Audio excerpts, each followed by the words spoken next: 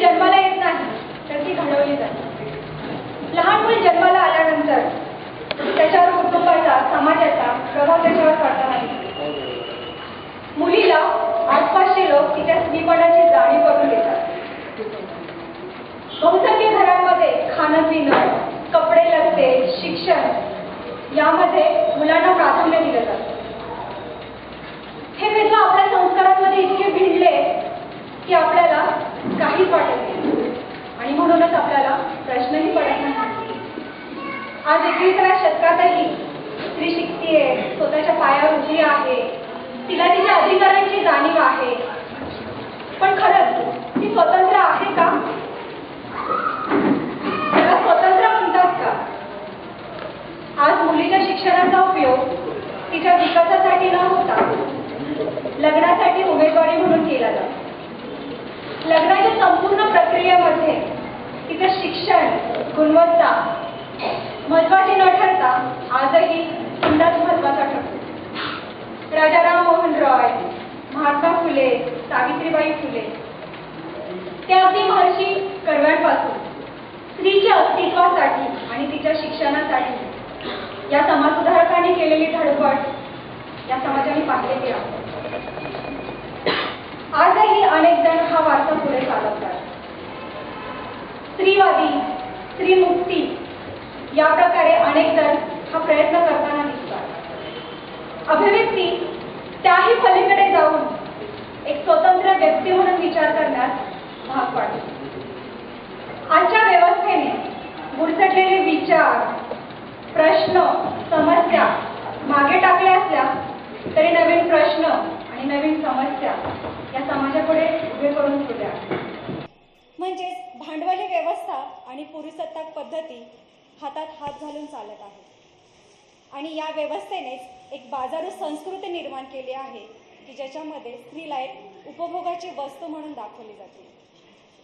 प्रस्थापित व्यवस्थेच्या पलीकडे जाऊन अभिव्यक्ती व्यक्त होते, कारण नव्याने निर्माण झालेले प्रश्न आणि समस्या शेवटी स्त्रीच भोवती येऊन फिरतात. जातीय धर्मांधता, बहुराष्ट्रीय कंपन्यांनी केलेली साधन संपत्तीची लूट यामध्ये पहिल्यांदा स्त्रीलाच बलिदान द्यावे लागते. लोकायचाच भाग अभिव्यक्ती हा मुलींचा स्वतंत्र गट एकत्र येऊन या व्यवस्थेने निर्माण केलेल्या प्रश्नांवर चर्चा करतो. ही चर्चा एका बंदिस्त भिंतीत न राहता निरनिराळ्या कॉलेजेसमध्ये जाऊन महिलांवरील नाटके, डॉक्युमेंटरीज, पोस्टर प्रदर्शने इतर मैत्रिणींना आपल्याबरोबर घेऊन जाण्याचा प्रयत्न करतो. या माध्यमातून कॉलेजच्या तरुणाईसमोर पोहोचण्याचा प्रयत्न करतो. जेंडर सेन्सिटायझेशनसाठी जेंडर वर्कशॉप्स घेतो. आम्ही स्त्रियांच्याच नाही तर सगळ्याच प्रश्नांवर काम करतो. आजही दिसून येतं की महिला एकत्रितपणे बोलताना खुलून बोलत नाही आणि मग मुलींशी, महिलांशी अधिक जास्तपणे खुलून बोलतात. म्हणून यासाठी आपण अभिव्यक्तीची स्वतंत्र मीटिंग घेतो. समाजातील प्रत्येक प्रश्नांवर अभिव्यक्ती बोलतीये. अभिव्यक्तीची स्थापना 8 मार्च 2009 मध्ये झाली. गेल्या 4 वर्षांमध्ये अभिव्यक्तीचा पसारा 6-7 मुलींपर्यंत ते 50-60 मुलींपर्यंत वाढला आहे. समाजामध्ये जाण्यासाठी, सामाजिक काम करण्यासाठी तरुण पिढी तसोबरही कमी नाहीये आणि हे सांगण्यास आनंद होतोय. महिलांच्या प्रश्नांवर पथनाट्य 80च्या दशकातील मुलगी झाली हो नाटक अभिव्यक्तीने नव्याने करायला सुरुवात केली आहे आणि जवळपास त्याचे 200च्या वर प्रयोग आपण विविध कॉलेजेसमध्ये आयोजित केलेले आहेत. स्त्रीभ्रूण हत्या, भ्रष्टाचारांवर, सगळ्या गोष्टींवर आम्ही पथनाट्य करायला लागलेलो आहोत. या सर्व माध्यमातून सर्व तरुणाईला आपल्या बरोबरीने पुढे घेऊन जाण्याचा प्रयत्न करीत आहोत. आज अभिव्यक्तीचं 4थे वर्ष. दरवर्षीप्रमाणे एक आगळा वेगळा कार्यक्रम घेऊन तुमच्यासमोर आलो आहोत. पुढची सूत्र मी अलकाकडे सोपवतो. धन्यवाद. नमस्कार सर्व मित्रांना आणि मैत्रिणींना. आंतरराष्ट्रीय महिला दिनाचा अभिव्यक्तीचा म्हणून एक नेहमीच कार्यक्रम असतो. असं म्हटलं जात आहे आज पेपरमध्ये की आंतरराष्ट्रीय महिला दिन साजरा करायचा. अनेक दिन आपण साजरे करतो कॉलेजमध्ये आजकाल दिवस साजरे करण्याची फॅशन आहे. किंबहुना कदाचित आपल्याला आईवरती प्रेम व्यक्त करण्यासाठी पण एक दिवस लागतो आणि वडिलांवरचं प्रेम व्यक्त करण्यासाठी सुद्धा दिवस लागतो. मला असं म्हणावं असं वाटतं आज, म्हणजे कदाचित असं म्हणताना एका बाजूला थोडंसं वयाने आपण खूप मोठं झालेत की काय असं वाटतंय, पण आमच्या काळात हे असं नव्हतं. फ्रेंडशिप डे आहे, मदर्स डे आहे, फादर्स डे आहे, व्हॅलेंटाईन डे आहे, विमेन्स डे आहे. काय आपल्याला करायचं ते 364 दिवस करूया. एक दिवस मात्र आपण थोडं पॅम्पर करूया आपल्या मैत्रिणीला. तिला घेऊन कॅफे कॉफी डे मध्ये जाऊया. मस्तपैकी सीसीडीत बसून 50 रुपयाची 100 रुपयाची जी काय असेल ती कॉफी पिऊया. किंवा साधारणपणे 1 मार्च पासून ते 8 मार्च पर्यंतच्या या कालावधीमध्ये अनेक जाहिराती आपण बघितल्या. आमच्या दुकानातून सोने खरेदी करा 10% डिस्काउंट मिळवा, लॅक्मेचे प्रॉडक्ट्स खरेदी करा 20% डिस्काउंट मिळवा, भारतभर फिरा, ट्रिपमध्ये फक्त 500 रुपयाची सूट द्या.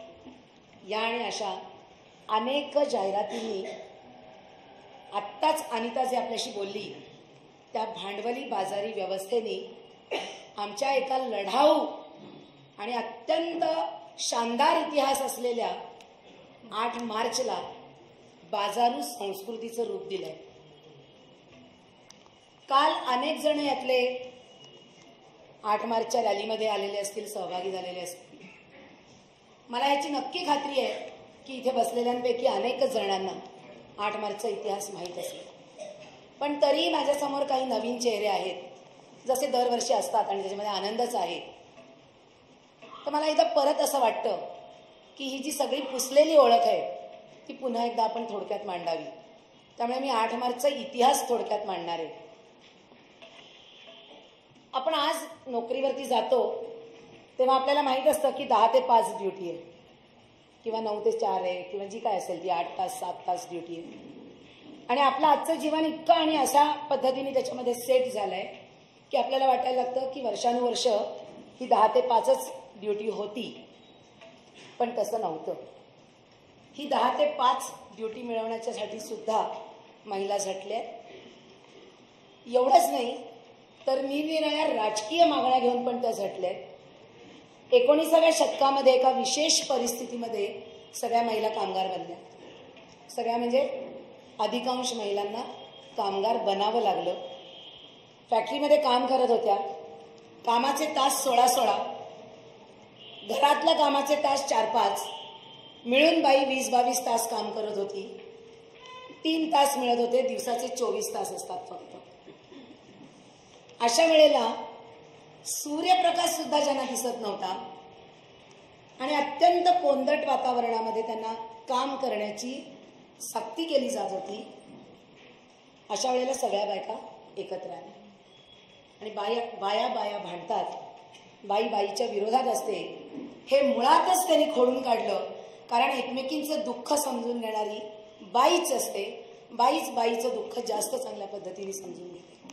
आपापसात चर्चा करून त्यांनी अत्यंत मोठा उठाव केला. आजही आम्हाला कालच्या मोर्चामध्ये 300 ते 350, 400 बायका ज्या वेळेला आल्या त्यावेळेला आम्ही खूप खुश झालो की गेल्या 2-3 वर्षात अशा पद्धतीने आपण मोबिलाईज नव्हतं केलं. एक अत्यंत धार्मिकपणे 8 मार्चला 100-1 बायका जमायच्या आणि काहीतरी कार्यक्रम आम्ही जाऊन करायचो.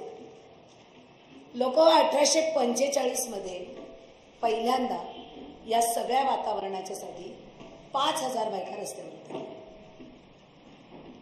5000 बायका हा आकडा आता आपल्याला कदाचित मला तरी खूप मोठा वाटतो. म्हणजे मला नजीकच्या कालावधीमध्ये मी पुण्यात 1000 बायकांना उतरवू शकेन का याची अजून गॅरंटी नाहीये. प्रश्न बदलले असतील. तुम्ही म्हणाल की ते प्रश्न आता नाही आहेत तर कशाला बायका रस्त्यावर होतील. आपण येणारच होत त्याच्यावर. बायकांनी कामाचे तास कमी करावे म्हणून रस्त्यावर उतरल्या. अत्यंत चांगल्या सोयी सुविधा मिळाव्यात कामाच्या ठिकाणी म्हणून रस्त्यावर उतरल्या.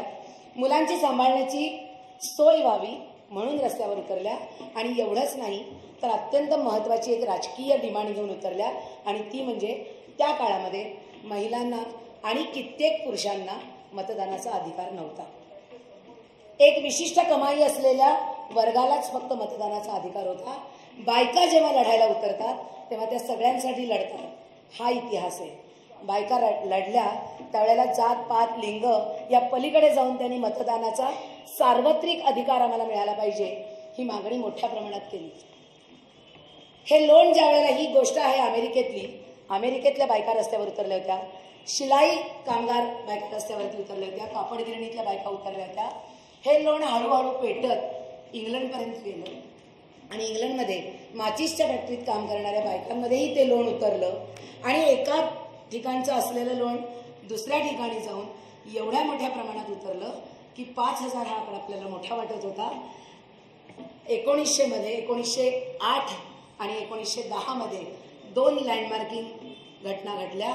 20,000 बायकांनी उठाव केला आणि लॉरेन्समध्ये संप घडवला त्यांनी. त्यांना कामगार म्हणून नाकारलं गेलं होतं. बाई ही बाईच असते हा इतिहास तेव्हापासून अजूनपर्यंत किंवा त्याच्या आधीपासून अजूनपर्यंत आहे. बायकांनी आम्ही कामगार आहोत या मागणीसाठी सुद्धा त्या रस्त्यावरती उतरल्या आणि सर्व ठिकाणच्या, सर्व दूरच्या, इंग्लंडमधल्या, अमेरिकेतल्या सगळ्या बायका ज्या वेळेला एकत्र आल्या त्यावेळेला त्यांनी ह्या सगळ्या अन्यायी अटींविरुद्ध आणि मतदानाची मागणी घेऊन खूप मोठ्या प्रमाणामध्ये 1909 साली न्यूयॉर्कच्या रुटगर्स चौकामध्ये आंदोलन केलं आणि त्यावेळेला 1,00,000 बायका रस्त्यावरती होत्या. 1,00,000 बायकांनी एवढ्या मोठ्या प्रमाणामध्ये आपल्या न्याय या हक्कांसाठी जो प्रोटेस्ट केला, जो रस्त्यावर उतरून न्यूयॉर्क शहर दणदणून सोडलं. त्यानंतर 1910 साली आंतरराष्ट्रीय समाजवादी दुसरी परिषद भरली होती आणि त्या काळामध्ये रशियामध्ये अत्यंत झुंजार कार्यकर्ती असलेली क्लारा झेटकिन हिने त्या 1910 मध्ये आंतरराष्ट्रीय समाजवादी महिला परिषदेमध्ये असा प्रस्ताव मांडला की हा जो लढाऊ इतिहास आहे या लढाऊ इतिहासाला महिलांचा दिवस म्हणून ओळखलं जावं आणि म्हणून 8 मार्च हा महिलांचा दिवस म्हणून ओळखला जावा अशी मागणी किंवा असा प्रस्ताव तिने ठेवला. तो पारित झाला आणि त्यानंतरही आजपर्यंत सातत्याने महिला आपल्या मागण्यांसाठी, काळ बदलला, वेळ बदलली, मागण्या बदलल्या, परिस्थिती बदलली, पण आजही आपल्या मागण्यांसाठी आम्ही रस्त्यावर उतरतो. 8 मार्च हा लढण्याचा दिवस आहे. 8 मार्च हा मागण्या आमच्या लोकांपर्यंत पोचाव्या म्हणून असलेला दिवस आहे. मित्र, हा एक झाला वेगळा इतिहास. हाही विद्रोहाचाच इतिहास आहे आणि थोडंसं आजच्या कार्यक्रमाच्या संदर्भात जर पार्श्वभूमीवरती बोलायचं झालं तर असाच एक विद्रोहाचा इतिहास आमच्या महाराष्ट्र भूमीलाही, नुसताच महाराष्ट्र भूमीला म्हणणं खरं तर चुकीचं ठरेल. या देशामध्येच अनेक ठिकाणी असा विद्रोह झाला. तो विद्रोहाचा वारसा आहे संतांचा, वारकरी संप्रदायाचा आणि त्यातल्या संत स्त्रियांचा. संतांनी त्यांच्या काळामध्ये, त्यांचा काळ हा 1200 साधारणपणे इसवी सन ते 1800चा होता. याचा अर्थ असा नाही की 1200 नंतरच विद्रोह चालू झाला किंवा 1800 पर्यंतच चालू होता, पण वारकरी संप्रदायाचा जो काळ आहे तो साधारणपणे 1200 ते 1800चा आहे. आणि या कालावधीमध्ये महाराष्ट्राच्या बाहेर उत्तरेकडे नॉर्थला, कर्नाटकात, तामिळमध्ये, केरळमध्ये मोठ्या प्रमाणात संतांची चळवळ फोफावत होती. संतांनी आपल्या काव्याची किंवा रादर मध्ययुगीन ज्याला म्हणतो आपण, त्याच काळामध्ये खरं तर काव्यरचना झाली.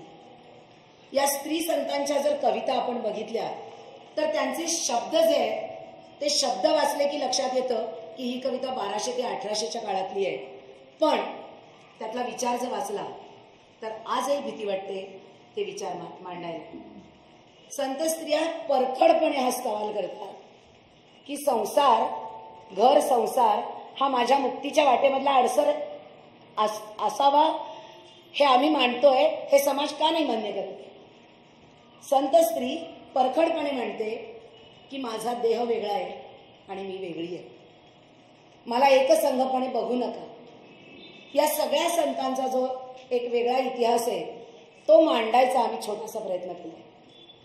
मी त्यातले अभ्यासक नाही किंवा आमच्यापैकी कुणीही त्यातले फारसे अभ्यासक नाही, पण तरी मला असं वाटलं की एक विचारांना वाचा फोडावी आपण, आणि म्हणून आम्ही हा सगळ्यांनी मिळून प्रयत्न केला की हा संतांचा वारसा कमीत कमी आजच्या तरुण पिढीपर्यंत इतका मोठा विद्रोह त्यांनी केलेला आहे हे तरी पोचावं. कदाचित ह्याच्यापेक्षा आणखीन पुढे अभ्यास करून आम्ही आणखीन चांगला कार्यक्रमही करू शकू. कारण मी जो छोटासा प्रयत्न म्हटलं त्याचं कारण हे होतं की जसजसं मी वाचत गेले, म्हणजे आज दुपारपर्यंत जसजसं काही वाचत होते तसं असं वाटत होतं की हे पण घ्यायला पाहिजे होतं, या पण घ्यायला पाहिजे होत्या, ही संत स्त्री पण घ्यायला पाहिजे होती. इतक्या परखडपणे आमच्या मुक्ताबाई, जनाबाई, सोयराबाई, विठाबाई, नागी, नामदेवाच्या घरातल्या परंपरेतल्या गोदाई, लाडाई या सगळ्या स्त्रियांनी एवढा प्रचंड मोठा विद्रोह केलेला आहे आणि इतक्या परखडपणे समाजापर्यंत पोहोचलेल्या आहेत त्या की आज सुद्धा आम्हाला त्या पद्धतीचा विद्रोह करता येणं खरोखरच अवघड आहे. विद्रोहाचा हा वारसा फक्त महाराष्ट्राला नव्हता, म्हणून आम्ही महाराष्ट्राच्या बाहेरच्या काही 2 संत कवयित्रींना त्याच्यामध्ये घेतलेलं आहे. पण हा विद्रोहाचा वारसा फक्त महाराष्ट्रात, फक्त भारतात असं नाही आहे, तर जगभरात सगळीकडे आहे. सुफी संतांपासून आहे. राबिया नावाच्या सुफी संत होऊन गेल्या. सुफी संत बाई होऊ शकत होती, हाच मोठा विद्रोह होता. तिचे 4 ओळी मी वाचणार आहे.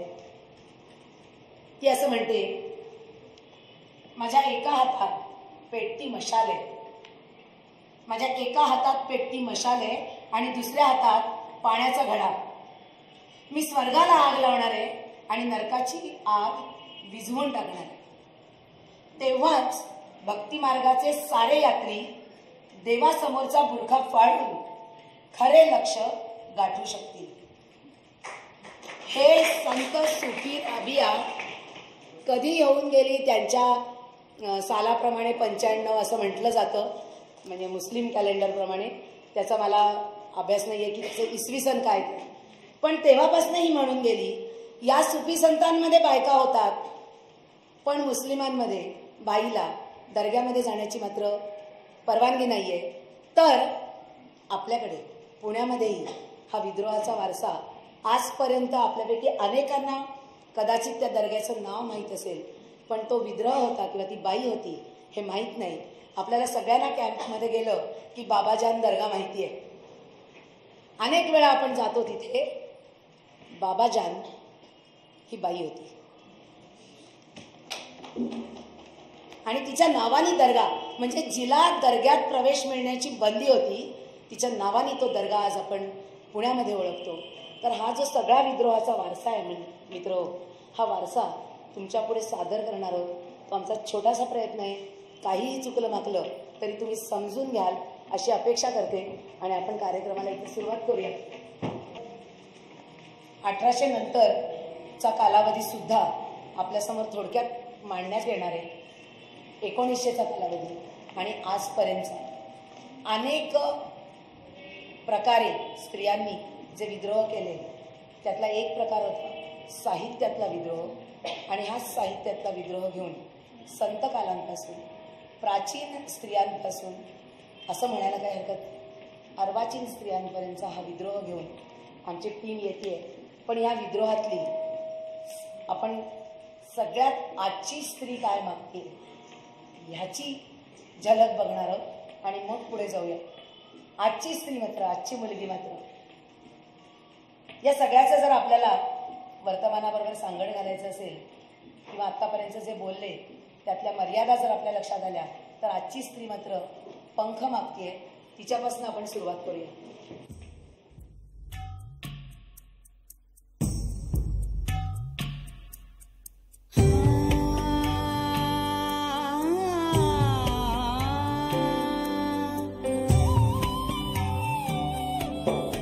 ऊंचे गगन में उड़ने का सपना, हथेली से बादल को छूने के अरमान. ऊंचे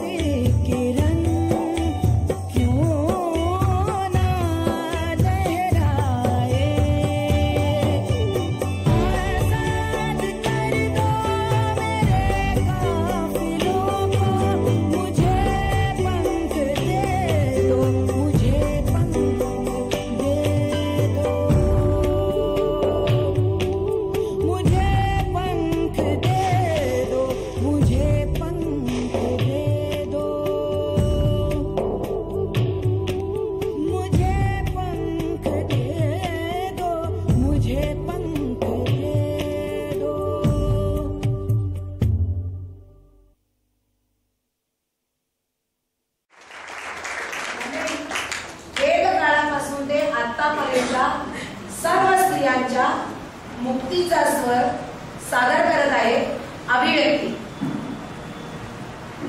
सारा ब्रह्मवृत्तासमोर याज्ञवल्क्याच्या बुद्धीला आव्हान देणारे, त्याला हैराण करून सोडणारे प्रश्न विचारी अखेर त्याला सर्वश्रेष्ठत्वाचं प्रशस्तीपत्रक देणाऱ्या गार्गीचा काळ खूप मागे पडला.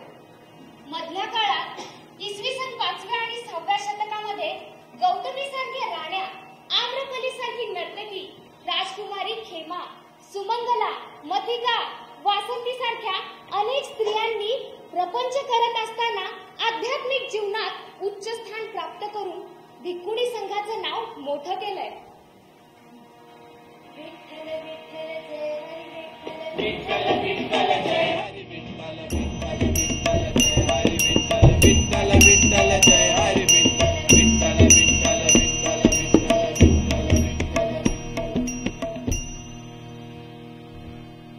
बरोबर असेल. हाच तो संत परंपरेचा काळ.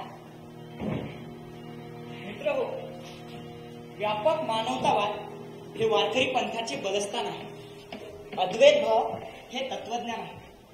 त्यामुळे भक्ती क्षेत्रातील या उपासकांमध्ये जात, पात, पंथ, लिंग कोणतेही भेद नाही. इथं ज्ञानदेवासारखा बहिष्कृत ब्राह्मण आहे, नामदेव शिंपी, रोहिदास चांभार, नरहरी सोनार आहे, सावता माळी आहे, तुकाराम वाणी तर चोखामेळा महारही आहे.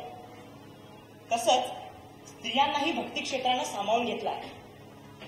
किंबहुना उच्चवर्णीय प्रतिष्ठितांनी ज्यांना ज्यांना ज्ञानापासून, देवापासून, धर्मापासून दूर ठेवलं त्या त्या सर्वांना भक्ती संप्रदायाने आपल्या मायेच्या पंखांखाली घेतलं. त्यामुळे सर्वाधिक उपेक्षित असा स्त्रीवर्ग त्यापासून वंचित राहणे अशक्यच होते. ज्या स्त्रियांजवळ लोकोत्तर धैर्य होते, आत्मसन्मानाची विलक्षण आकांक्षा होती, त्या स्त्रिया या काळात लोकविलक्षण सामर्थ्य व्यक्त करून गेल्या.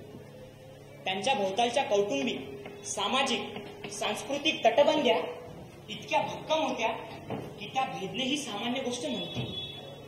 थोडी जरी संधी मिळाली तरी स्त्री काय करू शकते हे संत स्त्रियांच्या कर्तृत्वातून समजते. ह्याच कर्तृत्व आणि संत स्त्रियांची आज आपण ओळख करून घेऊया. या मांदियारीतील पहिल्या संत स्त्री मुक्ताबाई. इसवी सन 1277 मध्ये औरंगाबाद जिल्ह्यात पैठणच्या पूर्वेस 4 कोसांवर असलेल्या गोदावरीच्या उत्तर तीरी आपेगाव येथे जन्म. निवृत्ती ज्ञानदेव सोपांची धाकटी बहीण, बुद्धीनं तीव्र, स्वभावाला तिखट आणि विद्युलतेची तेजस्विता. नामदेवाच्या भक्तीचा अहंकार पाहून त्याची सडेतोड शब्दात कानउघाडणी करणारी मुक्ता. आई बापानं जीव दिला, गावानं वाळीत टाकलं. आता थोरले बंधू निवृत्तीना हेच वडील आणि गुरुही. मी सद्गुरूची लेक, भाव एक, बाईनी निसंग धांगडी, हे केली प्रपंच लुगडी, नाकी नाही नथकडी, माझे नाव म्हणती आवडी, जग मुलगी. धांगडी स्वैर स्त्री सद्गुरु चंद्रमौली, माझे काठेस देऊनी झोळी, मज हिंडवी आळूवाळी, जन म्हणती मज सुकाळी, होते बहुसुख सुकाळी कामासक्त. ऐसी म्हणे मुक्ताबाई, जागा शरण गुरुचे पायी, पुन्हा जन्म मरण नाही, ऐसी धाग. हिच्या गुरुने हिला जगावेगळ्या वाटेवर चालायचे धाडस दिले. जननिंदा सोसण्याचं शहाणपण दिलं. निंदाच स्तुती होऊन जाईल अशा निरामय आनंद विश्वाचं दर्शन घडवलं. उन्मुक्त स्त्री विठ्ठलाशी रत होण्याची भाषा करते. या संसारूपी शास्त्रातील अहेपणाचे मुक्ताला मुळीच आकर्षण नाही. उगवले सासूच्या आता, मला माहेराती न्याओ, तोडा एवढा जाच, पडते पाया तुमच्या हो. प्रपंच हा सासरा, प्रभू मज उगाच गांजितो, वेद भयंकर भावा, हात उभाटी जाळीतो. काम माझा दादूला, सगळे ग भलतीकडे नेतो, लोभ दिला मला, खेचुनी बलात्कारी नेतो. सासू ही कल्पना, मजला जात करे नाना, अविद्यातही ननंदबाई, उगीच राहीना. आशा ममता जावा यांनी मांडलेले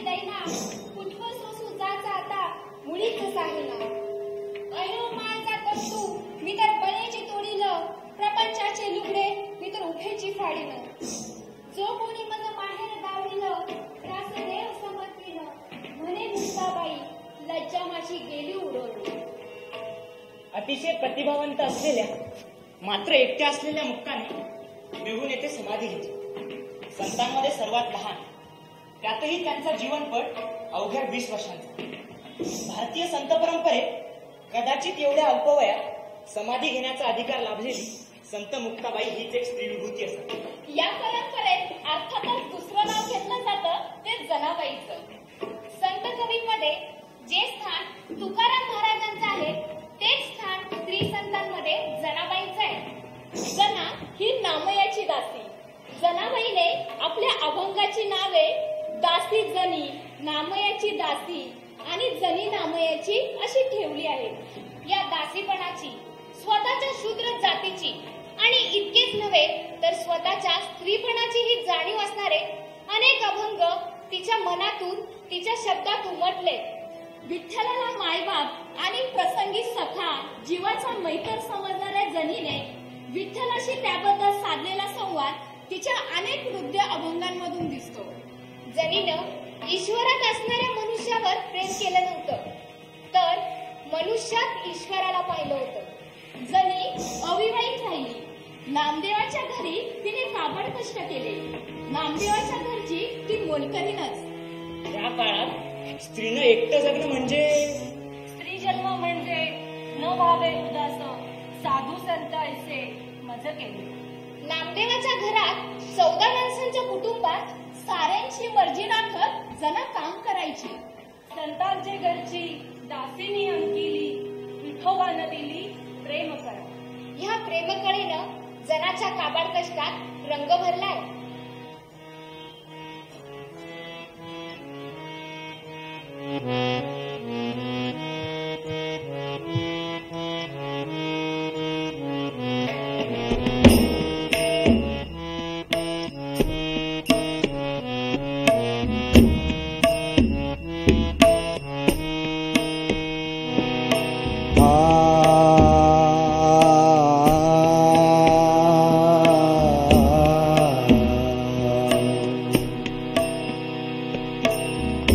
जनी जाय पाणी आसी,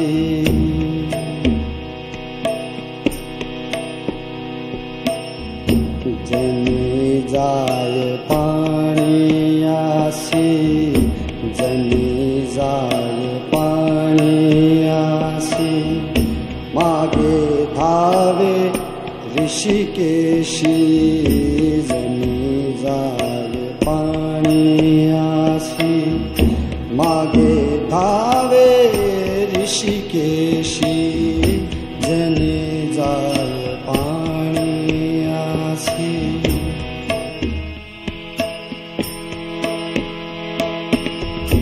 पाय भिजोने दी हात,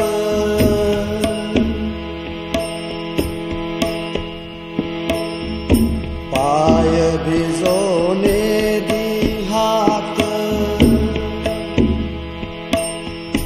पाय भिजोने दी हात, माथा घागरी वाहात,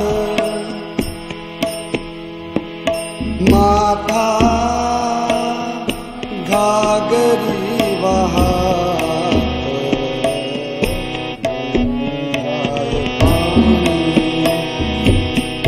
जनी जाय पाणी आसी,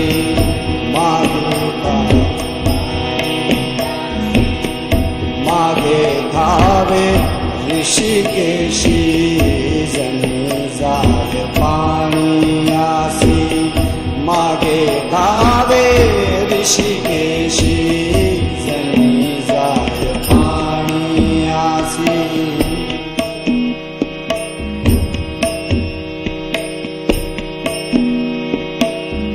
पाणी रांजणात भरी,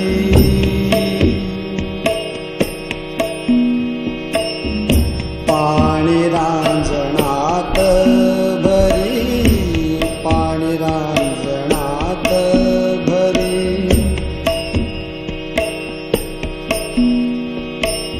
सडा सारवण सडा सारवण करी सडा सारवण करी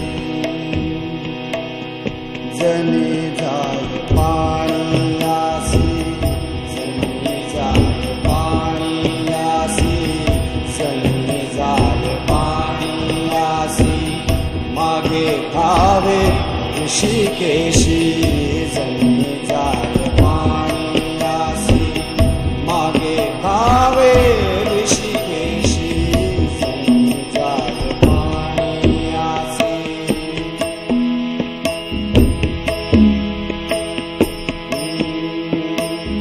धुणे धुवोनियाणी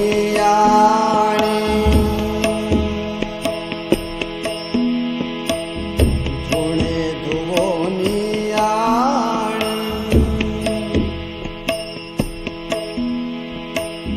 म्हणे नामयाची जनी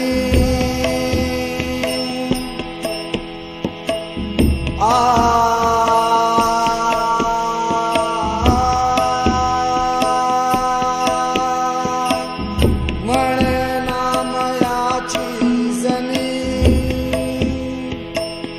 म्हणे नामयाची जनी म्हणे नामयाची जनी जनी जाय पाणीयासी जनी जाय पाणीयासी जनी जाय पाणीयासी मागे धावे ऋषिकेशी जनी जाय पाणीयासी मागे धावे ऋषिकेशी जनी जाय पाणीयासी जनी जाय पाणीयासी जनी जाय पाणीयासी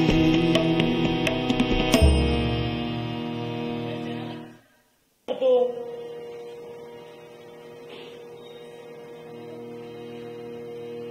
जनी बैसली न्हायाला पाणी नाही विसणाला घागर घेऊन पाण्या गेली मागे मागे धाव खाली ऐसा भक्तीसी भूलला नीच कामे करू लागला जनी म्हणे विठोबाला काय उतराई हो तुला जनी म्हणे विठोबाला काय उतराई हो तुला जनी एकटी होती हे पटतच नाही.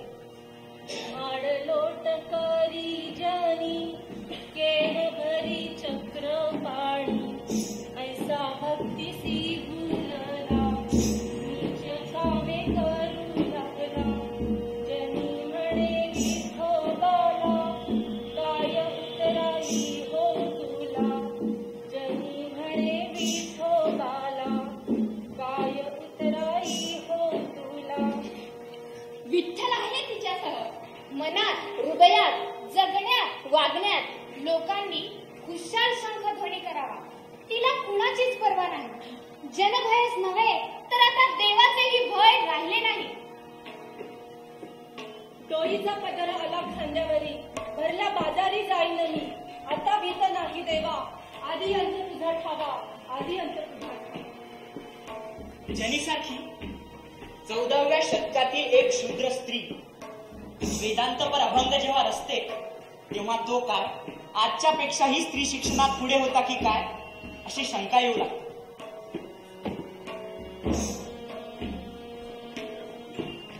या अक्कमहादेवी 12व्या शतकातील एक अतिशय भक्तीच्या मार्गाचा प्रसार करणारी आगळी वेगळी स्त्रीमुक्तीवादी संत. जनाबाईंची समकालीन कन्नड संत साहित्यात तिनं आपल्या भक्तिवचनाची जी अनमोल भर घातली आहे त्यामुळे ती कायम स्मरणात राहील. शिवाय ज्या अनोख्या पद्धतीचे आयुष्य त्या काळात ती जगली ते बघता तिच्या धैर्याची निश्चयाची भक्तीची दादच द्यावी लागेल. आयुष्यातील सुखसोयींना संपत्तीला लाथाडून आयुष्यभर तिनं भटकी वृत्ती स्वीकारली आणि एक कवयित्री संत म्हणून जीवन व्यतीत केलं. लिंगायत आणि वीरशैव संतांनी तिला अक्का म्हणजे मोठी बहीण ही उपाधी देऊ केली. तिने ईश्वराला म्हणजे शिवाला आपला पती मानले होते. कलह, राजकीय अराजकतेच्या अनिश्चित काळामध्ये तिने एक अशी चळवळ सुरू केली ज्यामुळे तिला स्त्रियांच्या मजबूतीसाठी तळमळीनं कार्य करणारी एक पुरोगामी स्त्री असा सन्मान द्यायला काहीच हरकत नाही. स्त्रियांच्या मजबूतीसाठी ती लढत राहिली. त्या काळी म्हणून तिला स्त्रियांच्या उद्धारासाठी झटणारी व गूढदृष्टी असणारी स्त्री संत असं म्हटलं जातं.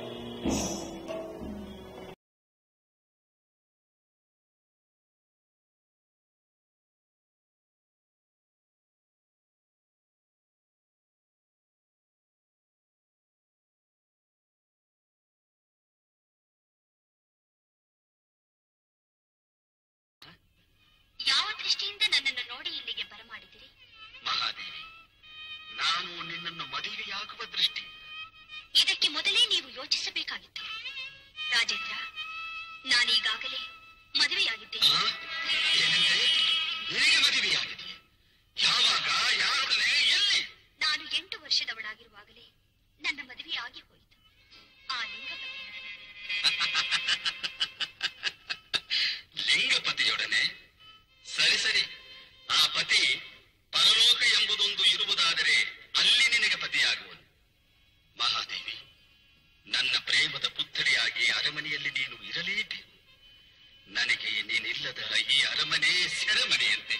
ನನ್ನ ಮನೋಧರ್ಮಕ್ಕೆ ವಿರುದ್ಧವಾಗಿ ನನ್ನನ್ನು ಬಲಾತ್ಕಾರ ಮಾಡುವುದಿಲ್ಲವೆಂದು ಮಾತು ಕೊಡಿ. ಇದು ನನ್ನ ಮೊದಲನೆಯ ನಿಬಂಧನೆ. ಮಹಾದೇವಿ, ಈ ಸೀರೆಯಲ್ಲಿ ಎಷ್ಟು ಸುಂದರವಾಗಿ ಕಾಣುತ್ತೆ. ಮಹಾರಾಜ, ಏನಿದು ನಿಮ್ಮ ವರ್ತನೆ? ಇದು ನಿಮಗೆ ಬಾ ಮಹಾದೇವಿ. ಅವಿವೇಕಿ, ನೋಡು, ಇದಕ್ಕಾಗಿಯೇ ಅಲ್ಲವೇ ನೀನು ಹಾತೊರೆಯುತ್ತಿದ್ದುದು. ನೋಡು, ದೇಹದ ಮೋಹವನ್ನು ಹಚ್ಚಿಕೊಂಡು ಕುಡಿಯುತ್ತಿರುವ ನಿನ್ನ ಹುಚ್ಚು ಕಂಗಳಿಂದ ಚೆನ್ನಾಗಿ ನೋಡು. ಏನಿದೆ ಇದರಲ್ಲಿ? ಅಮೇಧ್ಯದ ಮಡಿಕೆ, ಮೂತ್ರದ ಕುಡಿಕೆ, ಎಲುಬಿನ ತಡಿಕೆ, ಕೇವಿನ ಹಡಿಕೆ. ಸುಡಲಿ ದೇಹವ, ಒಡಲವಿಡಿದು ಕೆಡದಿರು.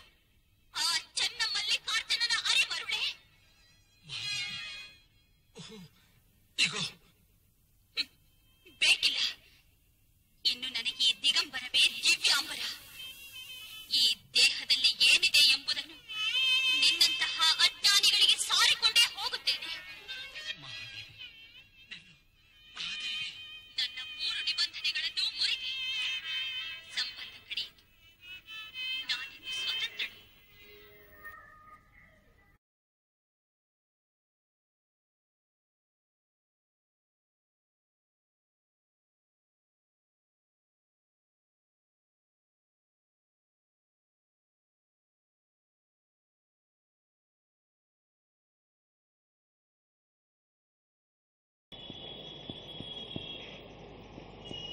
घराचा कुटुंबाचा त्याग करून ती बाहेर पडली.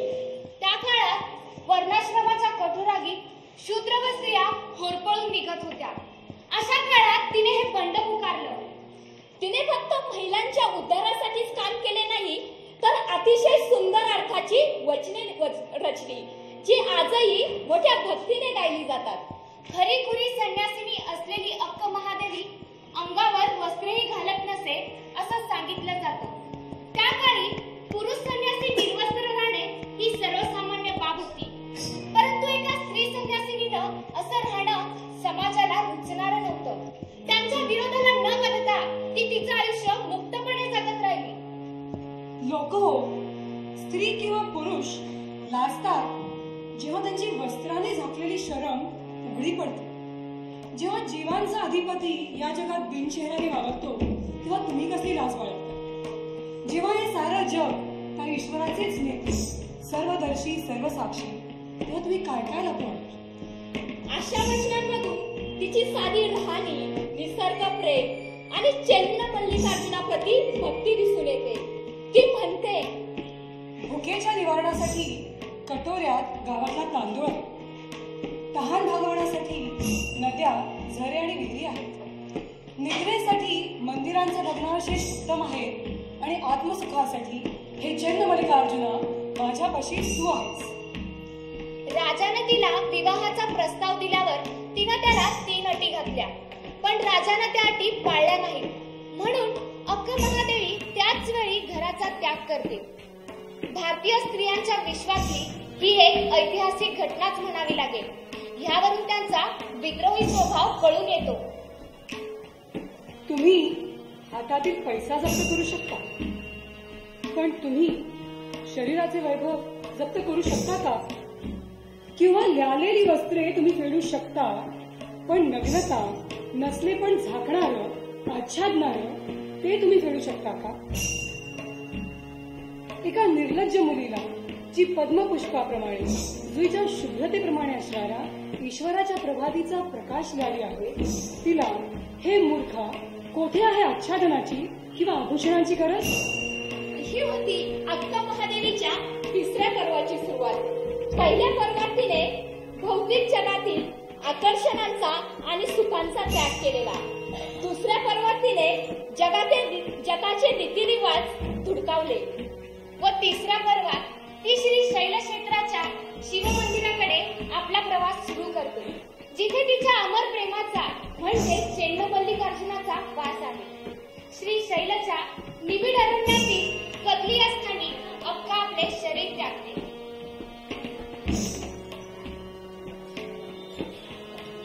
अक्कमहादेवी या दक्षिणेकडच्या. आता आपण उत्तरेकडे जाऊयात.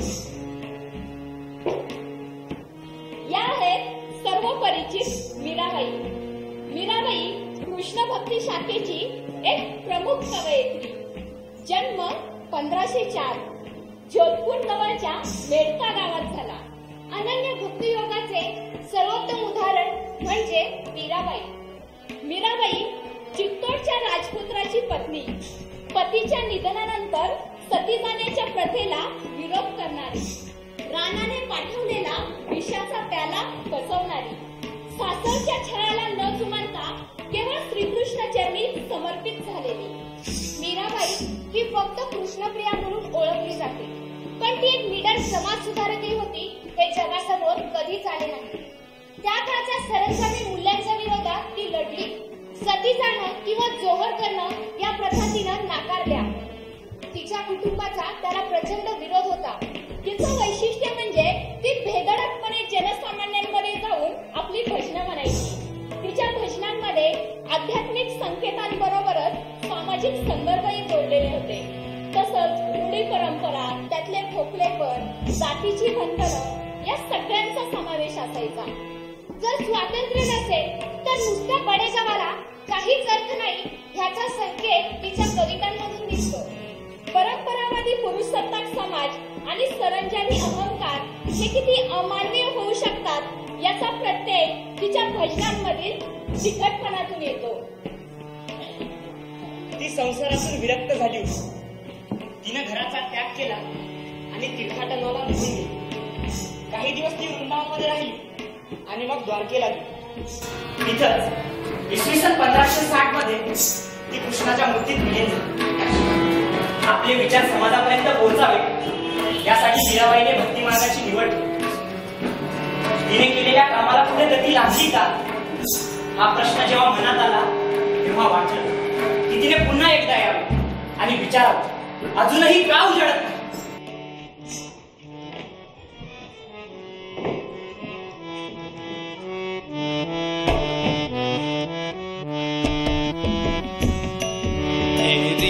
मैं तो प्रेम दीवानी मेरा दर्द न जाने कोई. तेरी मैं तो प्रेम दीवानी मेरा दर्द न जाने कोई. ना मैं जानू आरती बंदन ना पूजा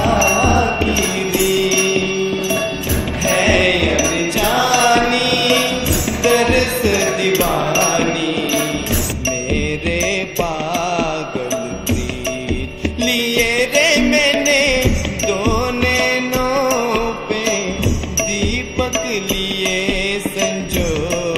एरी मैं तो प्रेम दीवानी मेरा दर्द न जाने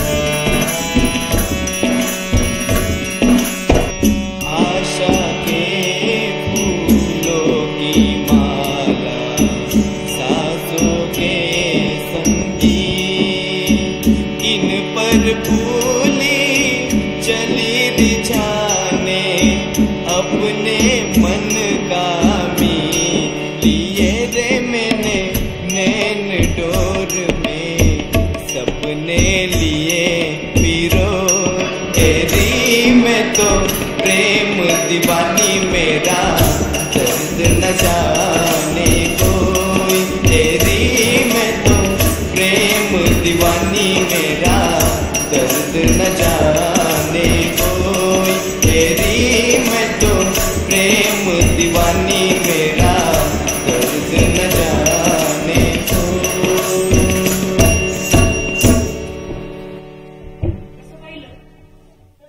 ती चळवळ ही व्यक्ती स्वातंत्र्याचाच उद्गार होती. सामाजिक विषमतेविरुद्ध व्यक्तीची ती प्रतिक्रिया होती. मात्र भक्तीची आणि धर्मक्षेत्राचीच त्याला व्याप्ती होती. प्रत्यक्ष जीवनातील सामाजिक, सांस्कृतिक, आर्थिक विषमतेविरुद्ध ती नव्हती. कदाचित संत ज्या परिस्थितीतून आले होते त्या परिस्थितीत प्रत्यक्षात त्यांच्यासाठी ते शक्य नव्हते. चला आता परत वळूयात महाराष्ट्रातील स्त्री संतांकडे. या तर सोयराबाई, चोखा महाराची पत्नी. मंगळवेढ्याच्या महारवाड्यात जन्मलेल्या चोखाम्यानं विठ्ठलाच्या पायाशी उभं राहून जोहार मांडला. जाती व्यवस्थेला चूड लावणारा हा पहिला संत. सोयराबाई त्याची बायको, निर्मळा त्याची बहीण, पंका महार त्याचा मिळवणा आणि कर्मवेळा त्याचा मुलगा.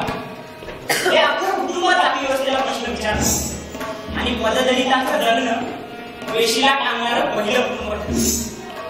त्यांचं वेगळेपण असं की आपल्या स्वतः सुद्धा न मांडता सगळ्यांच्या सोबत राहून ते आपल्या स्थानासाठी भांडत आहेत. सोयराबाई आधीच महार आणि त्यात बाई म्हणजे सोयराबाईचं जगणं आणखी एक पायरी खाली. नवऱ्याबरोबर मेलेली ढोरं ओढून घेताना या बाईनं सांगितलेलं जगण्याचं तत्वज्ञान अचंबित करतं.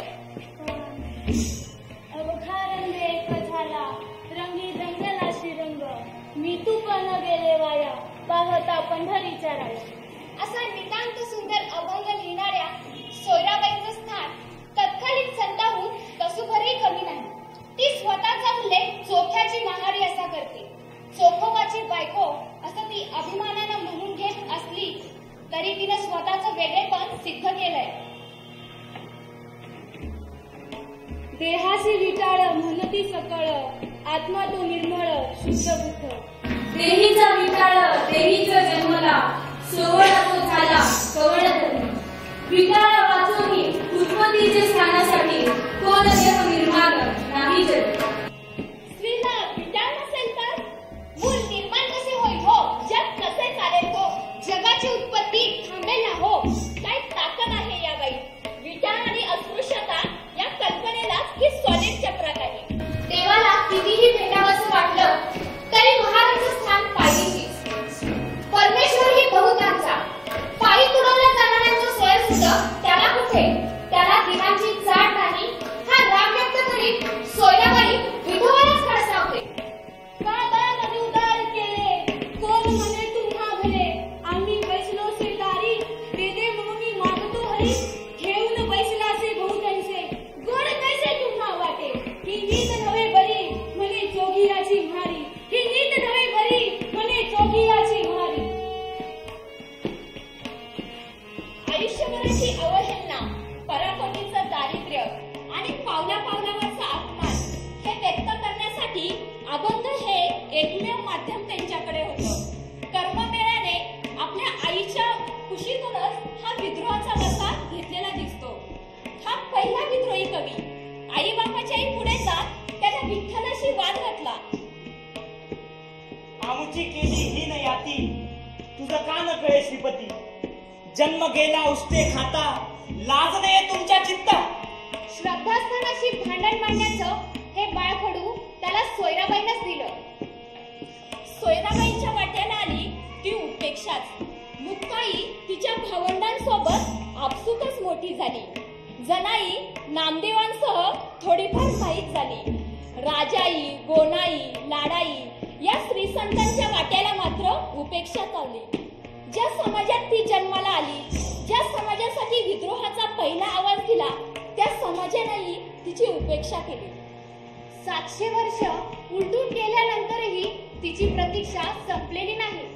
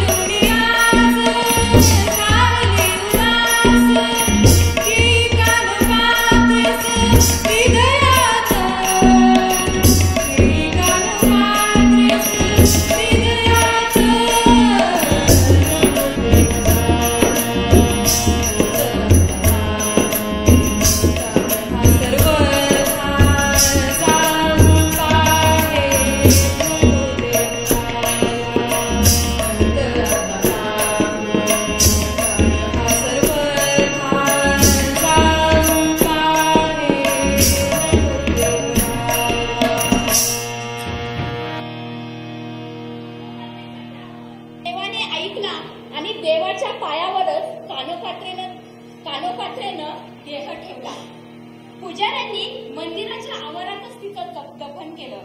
तिथं आता एक कळटीचं झाड उगवलंय. कानोपात्रेची मूर्ती त्याखाली छोटीशी आहे.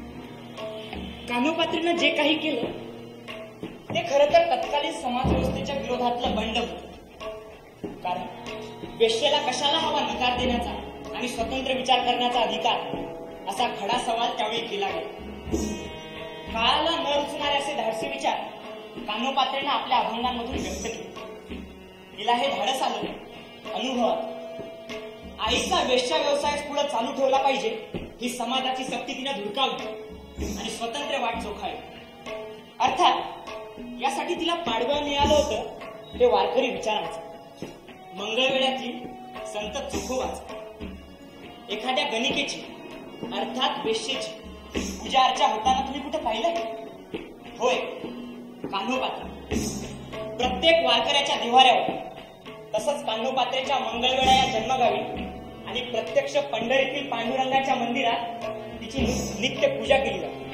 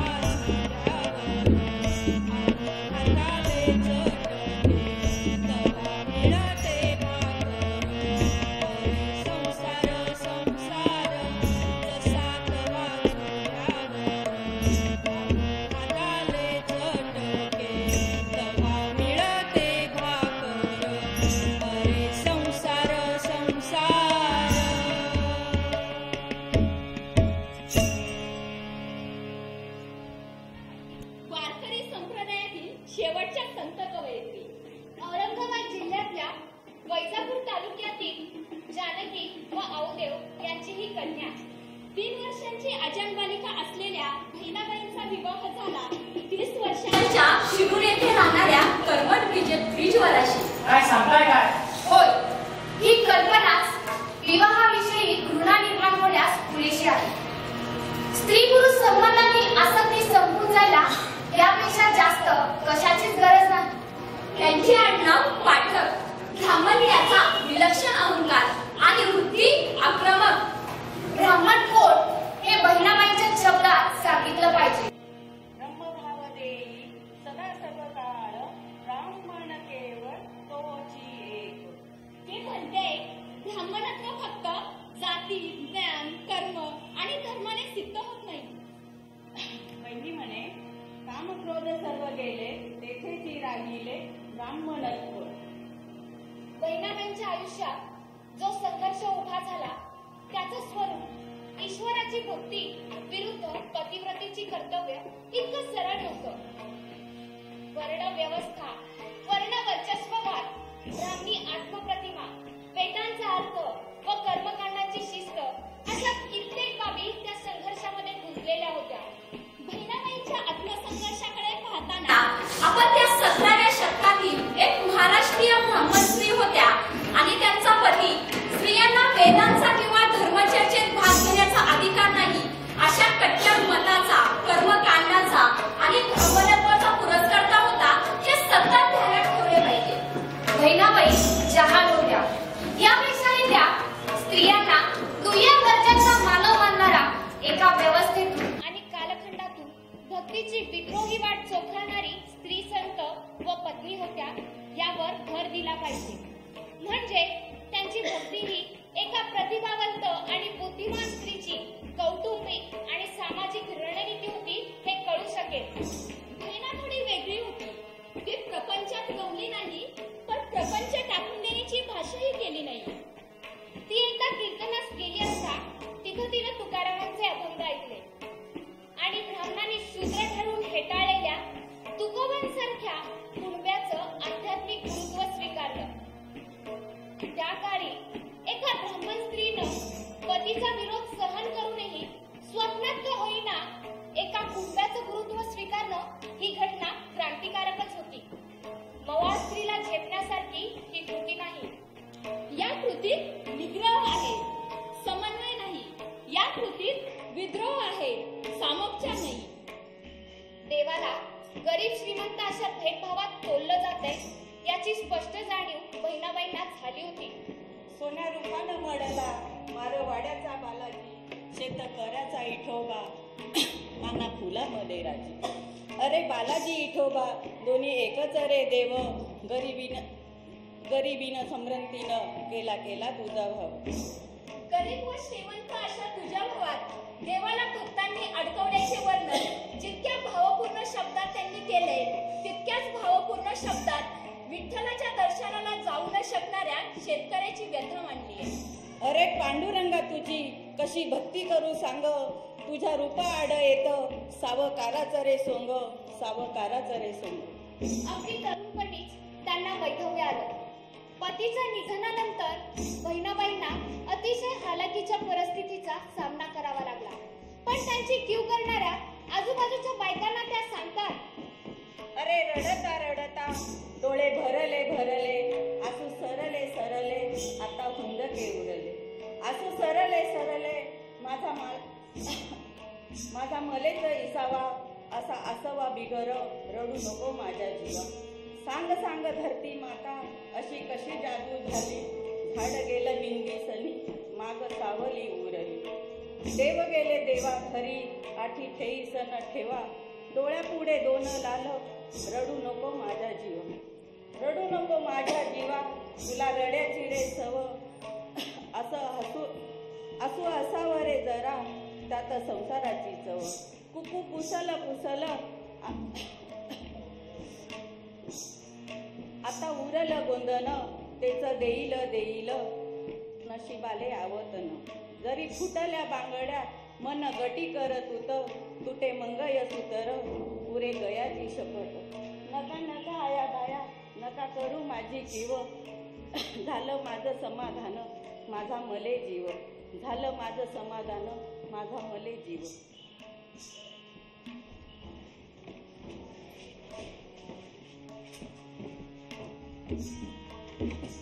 बाई, नाव काय तुमचं?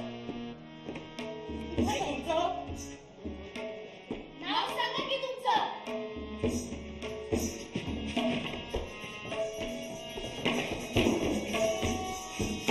बाई, वारकरी संत मेळाव्याची सर्वात अर्वाची होती. 18व्या शतकातली विलक्षण ताकदीची बाई होती. जन्म 1792. रामायण अय्यर आणि संतूबाईची ही कन्या.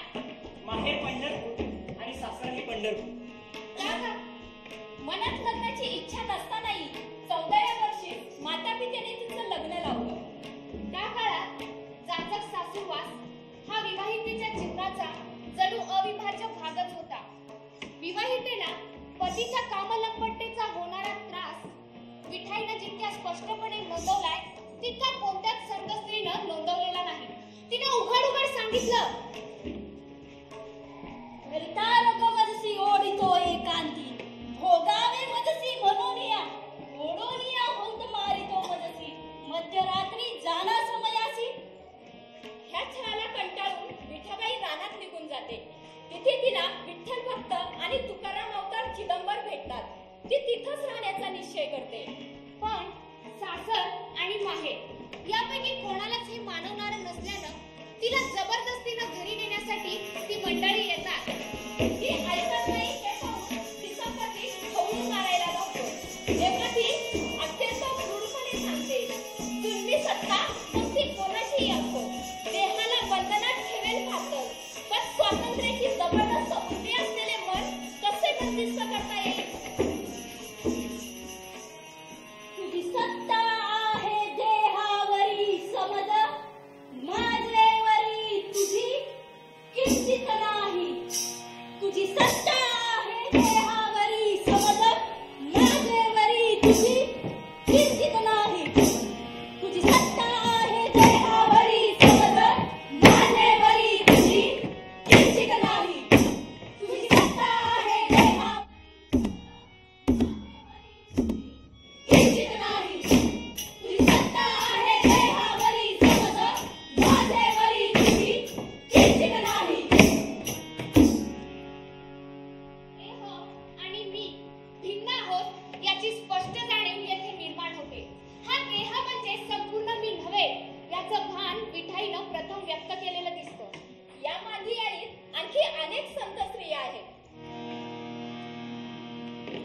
आपण दलित समाजात जन्मलो हा आपला अपराध कसा, असा प्रश्न संत भागूबाई विचारतात तेव्हा आपण अवाक होतो.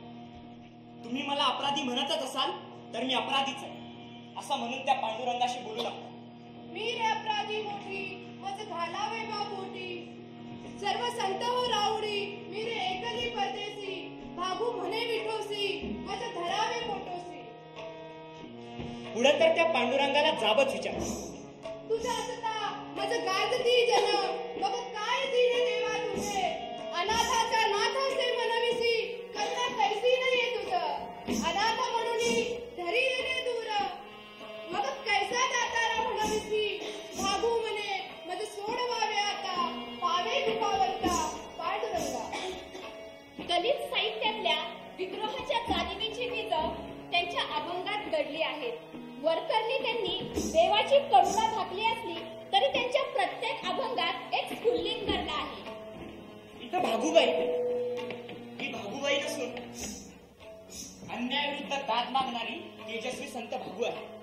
भक्तीचं फली हे मुक्तीत असतं, ईश भेटीत असतं, ईश प्राप्तीत असतं, जीवाशिवाच्या मिलनात असतं. भागू दलित आणि तत्कालीन प्रस्थापितांची दलित समाजावर मंदिर प्रवेश बनली. मग भक्त आणि देव यांची भेट कशी होणार? अशा वेळी स्वतः देवळाबाहेर येऊन भक्ताला भेटतो याचं समाधान त्यांच्या अभंगात अभिव्यक्त झालं आहे. आलो तुझ्या दर्शनासी भेटी द्यावी बा आम्हासी, सर्व संत हो राऊरी मी रे एकली कर्मणी, करुणा ऐक विठाई मज बाळा भेट देई, देव आले हो बाहेरी मज नेले खांद्यावरी, भागू म्हणे भेट झाली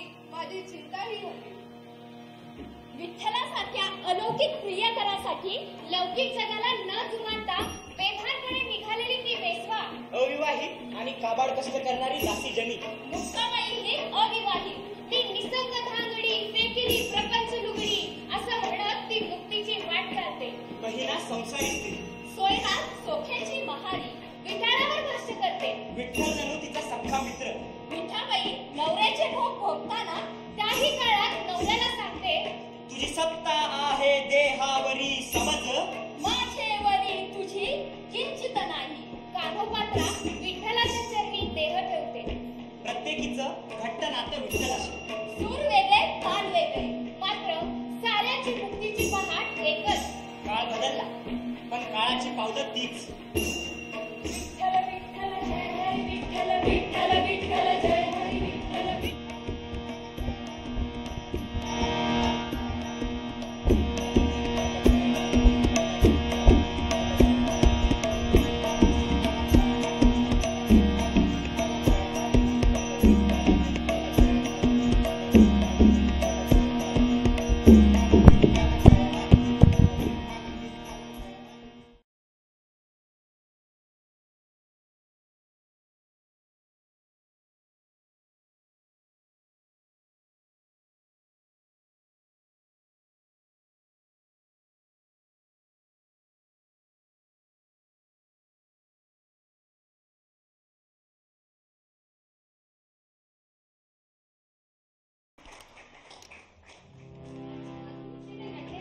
स्त्रीवादी भूमिकेतून पुढे जाणाऱ्या संत कवयित्री, संत जनाबाई, मुक्ताबाई, कान्होपात्रा, सोयराबाई यासारख्या संत कवयित्रींची रचना ऐकून त्यातील आशय संपन्नतेने मन थक्क होते.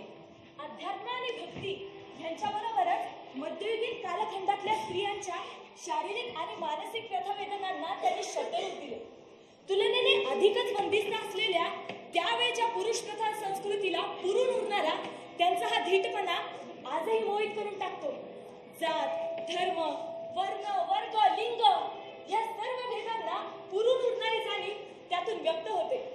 तसं पाहिलं तर संतांची परंपरा पाहिली तर संतांची मुक्ती चळवळ ही व्यक्तिपुरती मर्यादित झालेली होती. बरोबर. 1200 ते 1800 पर्यंतचं संत काव्य हे प्रामुख्याने मराठी भक्ती मार्गाशी संलग्न झालेलं. आता आपण 19व्या शतकात आणि त्यानंतर कविता लेखन करणाऱ्या कवयित्रींचा विचार करूया. 19व्या शतकापाशी आल्यानंतर स्त्री कर्तृत्वाचा एक वेगळाच आविष्कार आपल्याला दिसू लागतो. नवीन जाणीवेतून, नव ऊर्जेतून, नव संवेदनेतून स्त्रियांच्या कर्तृत्वाची जणू पहाटच होत होती. सावित्रीबाई फुले, पंडिता रमाबाई, ताराबाई शिंदे, रमाबाई रानडे, डॉक्टर आनंदीबाई जोशी यासारख्या प्रसिद्ध स्त्रिया याच कालखंडातल्या. अव्वल इंग्रजीमधून कविता लेखन करणाऱ्या सावित्रीबाई फुलेंसह इतर अनेक कवयित्री आपल्याला या कालखंडात आढळतात. पण त्या काळातील कवयित्रींची कविता ही मुख्यतः निसर्गावर आधारित किंवा निसर्गापासून आपण काय शिकावे यावर आधारित होती. लक्ष्मीबाई टिळकांसारख्या काही कवयित्रींनी स्वतःच्या वैयक्तिक आयुष्यातले भावनिक अनुभव आपल्या काव्याद्वारे व्यक्त केलेले दिसतात. स्त्रियांना बंधने असण्याचा तो काळ होता खरं तर, पण तरीही त्याच कालखंडातील इरावती कर्वे म्हणतात, निर्जरकाठी कुठेतरी निसर्ग मित्रांसंगे फिरते, वेडी आहे खरोखरी बंद कसा तो माहित नाही, वायू संगे मी गाते, जगतामध्ये सर्व ठिकाणी जाते, मजला कोणतेही बंध नसे. 20व्या शतकाची पहाट म्हणजे खरं तर स्त्रीमुक्तीच्या कवितेचा काळ. हैदराबादमधील लक्ष्मीबाई लेले याच कालखंडातल्या. त्यांची कविता म्हणजे मराठीतील स्त्रीवादी काव्याचा प्रारंभ म्हणायला लागेल. जन्म कठीण जगती अबलांचा, वदता येनची असुनी वाचा, मूर्खपती विद्वान कसाही, मान हवा राखाया त्याचा, आपुल्या आप्त स्वकयांहुनी, स्वानही मोठा श्वसर गृहींचा, आवड नावड नाही स्त्रीला, गुलाम जणू पतीच्या मर्जीचा, पुरुषार्थ नरा मोठा वाटे, मान खंडण्या अर्धांगीचा.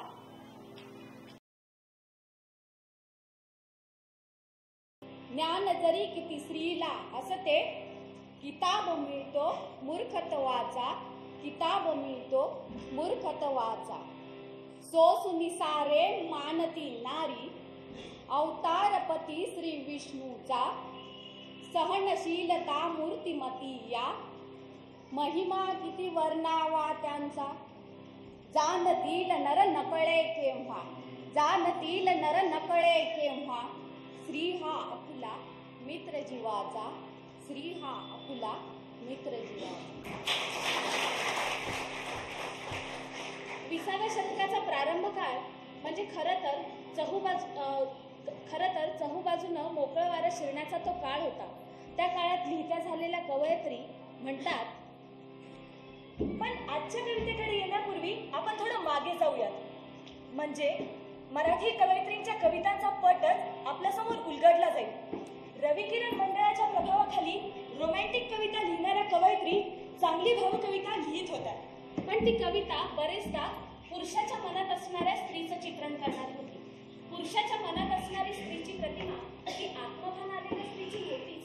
त्याच्या मनात असणारी स्त्री ही त्याग, समर्पण करणारी, त्याच्यावर भरभरून प्रेम करणारी, शृंगारात त्याच्यासाठी रतीची भूमिका बजावणारी, त्याला कुटुंब प्रमुखाचा दर्जा देऊन त्याचा आदर करणारी, त्याच्या वंशाला दिवा देऊन माता, पत्नी, गृहिणी यासारखी कर्तव्य पार पाडणारी ही स्त्री होती. त्यामुळे त्या काळात लिहिणाऱ्या काही कवींनी जरी त्यांच्या कवितांमधून स्त्रियांचे प्रश्न मांडले तरी देखील स्त्रिया स्वतःविषयी विशेष काही लिहिताना दिसतच नव्हत्या. त्याला अपवाद होत्या फक्त इरावती कर्वे, विभावरी शिरूरकर, कुसुमावती देशपांडे यांच्यासारख्या काही कवयित्री. इंदिरा संत, पद्मा लोकूर, पद्मा गोळे ह्या कवयित्रींच्या कवितांमध्ये पुढे काही प्रमाणात स्त्रीच्या वाट्याला येणाऱ्या चौकटीतील जगण्याविषयीची खंत केलेली आढळते. पांढरे विषाण उभारण्याची घाई करू नकोस, पांढरे विषाण उभारण्याची घाई करू नकोस. मुठभर हृदया प्रयत्न कर, मुठभर हृदया प्रयत्न कर तगण्याचा, तरण्याचा.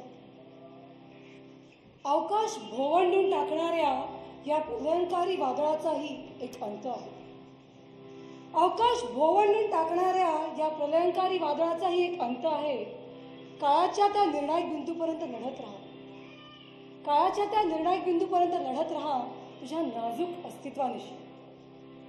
वादळे यासाठीच वापरायची असतात, वादळे यासाठीच वापरायची असतात. आपण काय आहोत हे तपासण्यासाठी नव्हे, आपण काय होऊ शकतो हे आजमावण्यासाठी. वादळे यासाठीच वापरायची असतात.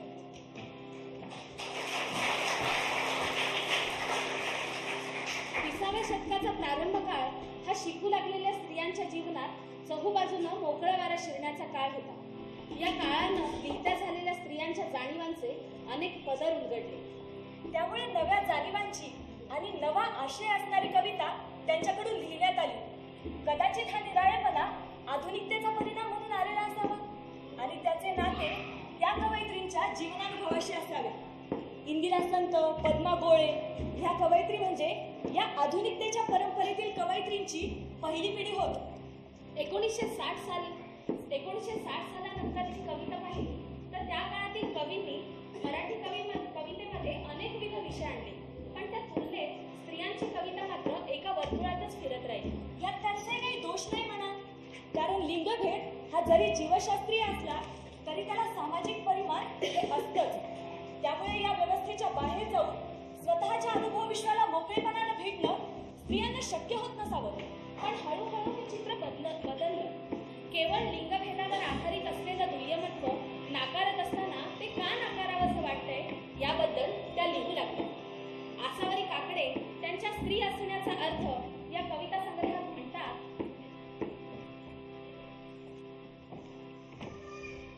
स्त्रीचा जन्म मिळाला म्हणून तिनंच का पेलावं स्त्रीत्व, स्त्रीचा जन्म मिळाला म्हणून फक्त तिनंच का पेलावं स्त्रीत्व.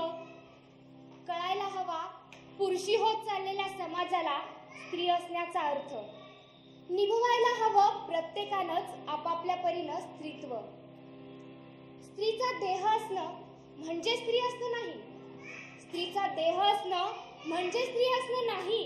स्त्री असणं म्हणजे सर्जक आनंदाचा शोध घेत जगणं, जगवणं, अखंड तेवती ठेवणं जिजीविषा, टिकून राहणं तुफानी वादळातही. स्त्री असणं म्हणजे जतन करणं अस्तित्वाचे अक्षांश रेखांश, रोखून धरणं महायुद्धांच्या शक्यता, सर्व मूल्यांचा आधार शाबूत ठेवणं. स्त्री असणं म्हणजे सहवेदना, प्रेम, तितिक्षा. पुरुषही पेलू शकतो असं स्त्रीपण, जशी स्त्री निभावते सहज पुरुषपण, जशी स्त्री निभावते सहज पुरुषपण.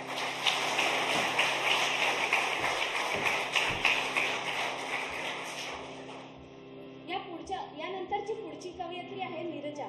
नीरजाच्या कवितेची त्रिसूत्री स्त्री संवेदना आणि स्त्री वेदना यातूनच त्यांच्या कवितेच्या केंद्रस्थानी असलेल्या विद्रोहाचा आणि उपहासाचा उगम झालेला दिसतो. पण हा विद्रोह केवळ पुरुषाच्या विरोधात नाही बरं का, तर तो आहे एकूणच परंपरावादी विचारसरणीच्या विरोधातला. आणि नीरजा खूपच धीटपणे त्यांच्या कवितेतून तो व्यक्त करतात. त्यांचा हा धीटपणा त्यांना त्यांच्या भोवतालातूनच मिळालेला आहे. ती म्हणाली, आवडतं मला जाहिरातीतील पुरुष, केसांना जेल लावून आभास निर्माण करणारा, सचेल स्नान केलेल्या गोपींचा. आवडतात मला त्याचे कामुक डोळे, देहात आर पार शिरणार. त्याचं फिजिक आणि सेक्स अपील तरंगात राहतं माझ्या डोळ्यात. मी बंद करते पापण्या आणि पाहते पुन्हा पुन्हा ग्लोबल पुरुषाचं स्वप्न. मला शिरायचं नसतं त्याच्या मेंदूत, जाणूनही नसतो घ्यायचा त्याचा बुद्ध्यांक किंवा त्याची आवड. त्याच्यावर कोणते संस्कार झालेत याचीही माहिती नको असते मला. नसतो रस त्याच्या कौटुंबिक पार्श्वभूमीवर. मला हवा आहे केवळ पुरुष. आव्हान देत सुसाट निघालेल्या वाऱ्याबरोबर बाईकवरून. मी बदलले असं म्हणतंय जग. कुंकवासाठी धनीबिनी मागायचे दिवस आता पडलेत मागे. तो संपला तर सुळेबिडे फोडण्याचे. पावित्र्य आणि योनिशुचिता लादणाऱ्या समूहाला ठोकरून मी निघाले शोधात माझ्याच ग्लोबल अस्तित्वाच्या. मला बदलायचे अर्थ संस्कृतीचे. छोट्या छोट्या वावटळींना घेत अंगावर मुरवायचं आहे एका नव्या संस्कृतीला खोल रक्तात. तुम्ही काय दिलं तुमच्या कवितेतून आम्हाला? गुळगुळीत झालेल्या रोमॅन्टिक कल्पनांनी भारलेला नरमादीचा प्रेम इतिहास, किंवा लैला मजनू, रोमिओ ज्युलिएट यांच्या प्रेम कहाण्यांचा कंटाळवाणा पाऊस. चिरंतर वेदना इज इक्वल टू प्रेम हे तुमचं गणित लादलंय आमच्यावर. Please give us a break. या साऱ्यातून हवा आहे ब्रेक. एकमेकांना बांधून ठेवण्यापासून ब्रेक. एखाद्या पुरुषाची जर केलीच अभिलाषा तर उंडारलेली रांड म्हणण्यापासून ब्रेक. एकाच वडाला 7 जन्म बांधून घेण्यापासून ब्रेक. प्रेमाच्या अद्वैतापासून ब्रेक. त्यातून होणाऱ्या वेदनेपासून ब्रेक. आणि तो नाहीच भावला तर त्याच्यापासूनही ब्रेक. मी काटला आहे दोर परंपरेच्या पतंगाचा. माझ्याकडच्या धारदार मांजानं. दिशाहीन उडतोय तो केव्हापासून. त्याला पकडायचा की सोडून जायचा ते ठरवा तुम्हीच. मला मात्र उडू देत माझ्या पंखातल्या बळावर. ती म्हणाली, होऊ देत आता मला ग्लोबल सर्वार्थानं.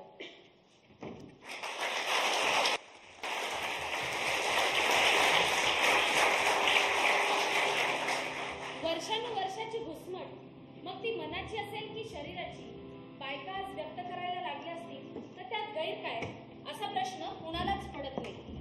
आज आपण आधुनिकतेच्या गप्पा करतो, पण ही आधुनिकता वरवरची आणि पोशाखी आहे. आजही आपल्या समाजाची मानसिकता मनूच्या काळात होती तीच आहे असं खेदानं म्हणावंसं वाटतंय.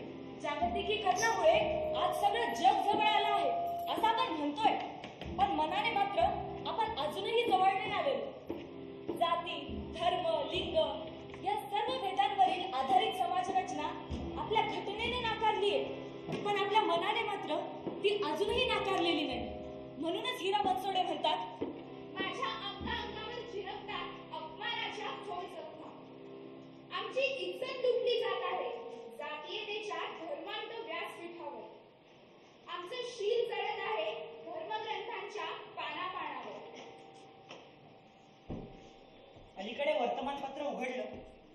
की स्त्रीवरच्या अत्याचाराची एकतरी बातमी असतेच.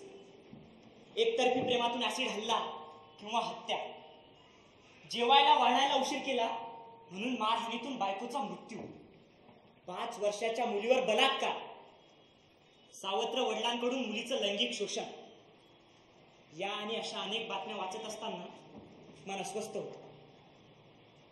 अलीकडे स्त्रियांवरच्या अत्याचाराचं प्रमाण खूपच वाढलंय असं नेहमी वाटत राहतं. पण असं लक्षात येतं की हे सारं पूर्वीही होत असणारच, कदाचित यापेक्षाही जास्त प्रमाणात. पण त्या काळात बायका मूग गिळून बसत होत्या.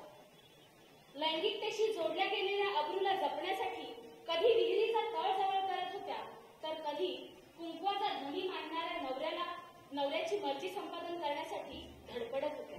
कधी आपल्यावर प्रेम करतानाच आपलं दुय्यमत्व गृहीत धरलेल्या नवऱ्याच्या वर्तणुकीकडे कानाडोळा करत होतो, तर कधी आलं ते जगणं जगताना मनाच्या उडालेल्या ठिकऱ्यांनी घायाळ होत होत्या, पण त्याविषयीच्या तक्रारीचा शब्दही उच्चारत नव्हत्या. आज लेखिका स्त्रीच्या जगण्याला थेट भिडायला लागल्या. त्यांच्या शोषणाविषयी, प्रश्नांविषयी, गरजांविषयी त्या बोलतायत, लिहितायत, स्वतःचे विचार मांडतायत. काळ बदलला आणि हो, आता स्त्रिया तक्रार करू लागल्या, फिर्याद मागू लागल्या. लोक हो, तुमच्या न्यायालयात मी फिर्याद आणली. तुम्ही तरी मला न्याय द्याल का? स्वतःच्याच घरात निर्वासित असलेली मी उपेक्षेची जन्मठेप भोगते जन्मोजन्मी. माझा पिता, माझा भाऊ आणि माझा पती या गोंडस भारदस्त नात्यांच्या भाराखाली माझं पोकळ अस्तित्व दाबलं जातंय पावला पावलांवर. माझं मीपणच हरवलंय. माझं स्वातंत्र्य, माझं वेगळेपण, माझा हक्क, माझी मतं सारं कसं परतंत्र झालं. माझ्याच घरात, माझ्याच समाजात आणि माझ्याच देशात कुणीच नसलेली मी कोण? या मी कोणचं उत्तर तुम्ही तरी द्याल का? लोक हो, तुमच्या न्यायालयात मी फिर्याद आणलीये. तुम्ही तरी मला न्याय द्याल का? माझ्या अंगावर झिरपतात अपमानाच्या खोल जखमा. आमची इज्जत तुटली जात आहे जातीयतेच्या धर्मांध व्यासपीठावर. आमचं शिर जडतंय धर्मग्रंथांच्या पानांवर. हजारो द्रौपदींचे वस्त्रहरण होत असता बंधूंनो, भीष्म पांडवांसारखे फक्त मान खाली घालून बसू नका. हा पराधीन इतिहास बदलण्यासाठी आव्हान देणारे बलदंड हात तुम्ही तरी व्हाल का? लोक हो, तुमच्या न्यायालयात मी फिर्याद आणली आहे. तुम्ही तरी मला न्याय द्याल का? माझ्या विकासाची निशब्द कमरे अजूनही मोठीच आहेत. माझ्या ज्ञानाचे भरलेले मेघ आकाशातच विरून जातात. माझ्या कस्तुरीचा गंध कोंडून राहिलाय बंद कुपीत. सांगा ना, कोणत्या प्रवाहात सोडू मी माझ्या प्रगतीची नाव? माझ्या अतृप्त पण उज्ज्वल स्वप्नांना तुम्ही तरी किनारा द्याल का? लोक हो, तुमच्या न्यायालयात मी फिर्याद आणली आहे. तुम्ही तरी मला न्याय द्याल का? माझं जीवन म्हणजे जणू मातीचा पुतळा. माझं जीवन म्हणजे जणू मातीचा पुतळा, ज्याला जसा हवा तसा घडवावा. या मातीच्या निष्प्राण मूर्तीतून चैतन्याने सळसळणारा जिवंत माणसाचा जन्म मला हवाय. माझ्या पुनरुज्जीवनासाठी बंधूंनो, मला शब्द हवाय. पण शब्द देताना शब्दाचा सौदा करू नका. प्रतिज्ञा करा, पण प्रतिज्ञेशी बेईमान होऊ नका. उजाड वाळवंट झालेल्या या पराधीन जन्माला फुलबाग बनवणारा जादूचा मंत्र तुम्ही तरी द्याल का? लोक हो, तुमच्या न्यायालयात मी फिर्याद आणली. तुम्ही तरी मला न्याय द्याल का? अपमानाची भीक झोळीत टाकणाऱ्या त्या अभद्र अशा भूतकाळाला या पेटलेल्या वर्तमान काळाचा सुरुंग लावा. जळून जाऊ द्या शतकांची दास्यत्व पत्करणारी लाचार अगतिक म्हणे. इथला प्रत्येक श्वास कसा बेचैन आहे. इथला प्रत्येक आकाश किरणाला अंधाराचा शाप आहे. हे आकाश सुद्धा फितूर आहे त्या काळ्या कुट्ट ढगांना. हे आकाश सुद्धा फितूर आहे त्या काळ्या कुट्ट ढगांना. ही धरती सुद्धा सामील आहे पूर्वनियोजित कारस्थानांना. ही अत्याचारी परंपरा मिटवणारे, जिद्दीने रणांगणावर लढणारे पराक्रमी सामर्थ्य तुम्ही तरी द्याल का? लोक हो, तुमच्या न्यायालयात मी फिर्याद आणली आहे. तुम्ही तरी मला न्याय द्याल का? ही माझी फिर्याद आमच्या कर्मठ संस्कृतीवर आहे. ही माझी फिर्याद आमच्या कर्मठ संस्कृतीवर आहे. जिने आम्हाला बंदकोटीत कैद केलं, जिने आम्हाला बहिष्कृत आयुष्याचे दान दिले, जिथला वारा आम्हाला फक्त परक्यासारखा वागवतो, जिथला पाऊस फक्त आम्हाला दुष्काळच देतो, जिथलं पाणी आमच्याशी मृगजळाचा जीव घेणा खेळ खेळतं, हे जहर मिसळलेले जीवन आम्ही नाकारत आहोत. हे जहर मिसळलेले अशुद्ध जीवन आम्ही नाकारत आहोत. या क्रूरशापातून मुक्त होण्यासाठी उज्ज्वल अशी मंगल प्रभात तुम्ही तरी द्याल का? लोक हो, तुमच्या न्यायालयात मी फिर्याद आणली आहे. तुम्ही तरी मला न्याय द्याल का? लोक हो, तुमच्या न्यायालयात मी फिर्याद आणली आहे. तुम्ही तरी मला न्याय द्याल का?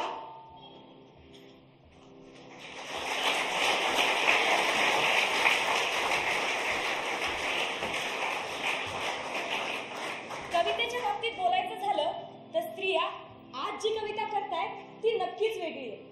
काही जणी आज देखील पारंपरिक पद्धतीची साचेबद्ध कविता करत असल्या तरी अनेक जणी आज आत्मभावनेची कविता करतायत. आज लिहिणाऱ्या मल्लिका अमरशेख, अरुणा ढेरे, अश्विनी धोंगडे, ज्योती लालतेवार, प्रज्ञादया पवार या आणि अशा अनेक कवयित्री स्त्रियांच्या शोषणाची, तिच्या घुसमटीची कहाणी आपल्याला सांगतात. या सगळ्याच कवयित्री स्वतःच्या जगण्याकडे पाहताना स्वतःची ओळख मिळवण्याचा प्रयत्न करतायत. स्वतःकडे देखील एक स्वतंत्र अस्तित्व असलेली व्यक्ती म्हणून पाहतायत आणि इतकंच नव्हे तर समाजाने आखून दिलेल्या चौकटीतून बाहेर पडण्याचा मार्ग स्वतः शोधतायत. मल्लिका अमरशेख तिच्या माणूसपणाचे भिंग बदलल्यावर या संग्रहातील मी एक स्त्री या कवितेत म्हणते, मी एक स्त्री ग्रीक मधील की अमेरिकेतली का आफ्रिकेतली, काय फरक पडतो? काय फरक पडतो यानं?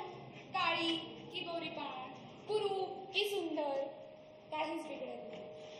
गर्भाशय असणारच कायम.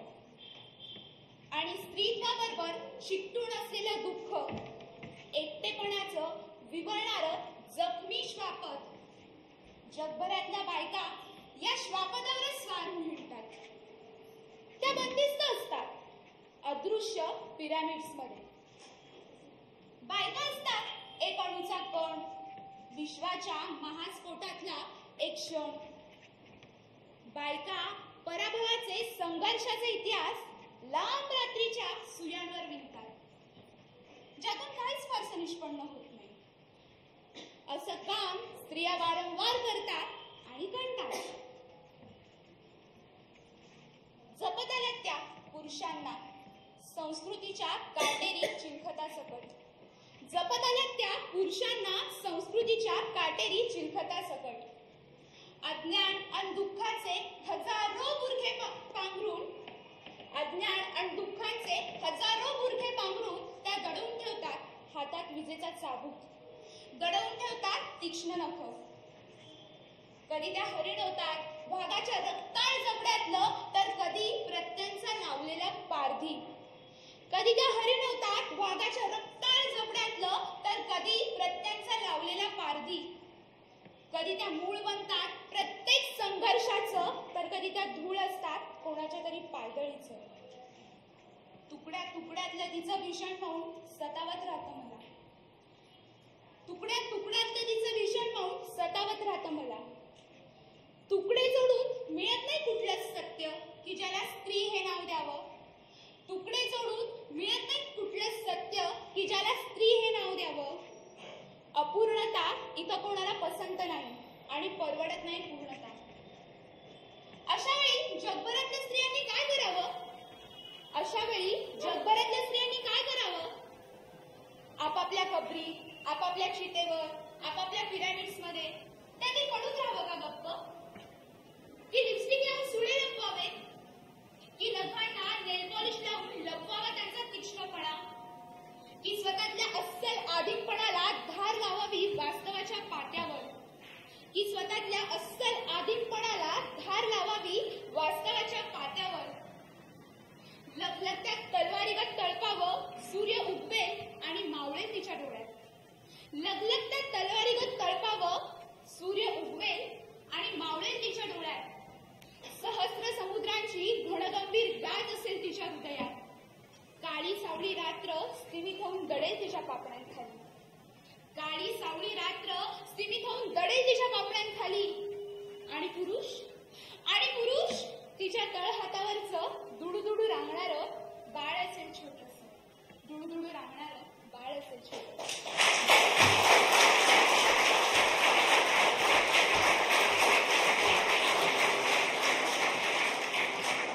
गेल्या 30-35 वर्षातली कविता पाहिली की असं लक्षात येतं की कवयित्री स्वतःच्या जगण्याचा त्रयस्थपणे विचार करायला लागल्या.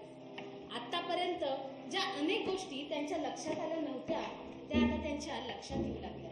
स्वतःच्या अस्तित्वाविषयीचे मूलभूत प्रश्न त्यांना पडू लागले. ह्या पुरुषप्रधान अवस्थेमध्ये स्त्रियांची होणारी कोंडी, त्यातून तिच्या वाट्याला आलेलं तुटलेपण, इतके दिवस तिला सहन करायला लागणारी उपेक्षा, तिला दिले गेलेलं वस्तुरूप, हे सर्व त्यांना अस्वस्थ करू लागलं.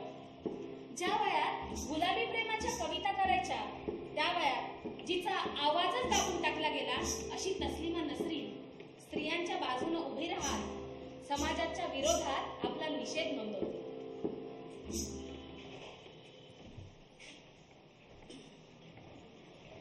बाई हवी का बाई?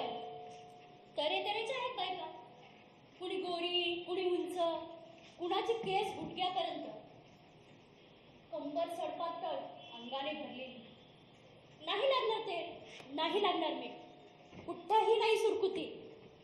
नाकाला छिद्र, कानाला छिद्र, अगदी पूर्ण, संपूर्ण. हात लावून घ्या पारखू, दुसरं कुठं काही कमी नाही ना. कुणाचा हात नाही लागला हिच्या योनीला. आहे अगदी कोरी, करकरी. बाई हवी का बाई? द्या फक्त 3 वेळा खायला, साड्या दागिने न्यायला. द्या फक्त 3 वेळा खायला, साड्या दागिने न्यायला. न साबण अंगाला माथायला. डोळे वर करून नाही खात, मोठ्यानेही नाही बोलत. अगदी लाजरी गुजरी आहे बाई. एकाच वेळी करू शकते 7 प्रकारचा स्वयंपाक. एकाच वेळी करू शकते 7 प्रकारचा स्वयंपाक. बाई म्हणजे काय हो? बाई म्हणजे काय? मनाला येईल तशी वापरण्याची वस्तू. वाटलं तर घाला पायात बेडी, मनाला दोरी आणि हातात कडी. वाटला घ्यावा तालात तर म्हणा फक्त तलाक, तलाक, तलाक.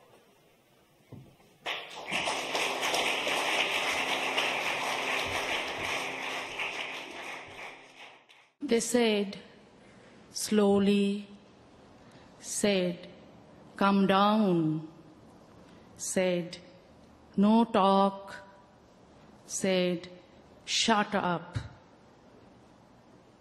They said, sit down, said, bow your head, said, cry on. Do you know what you should do? You should stand up now. Should stand up, your back straight, your head held high. You should speak. Speak your mind. Speak loudly. Scream. Scream so loud they will cover their ears. They will say, you are shameless. Hear this and laugh.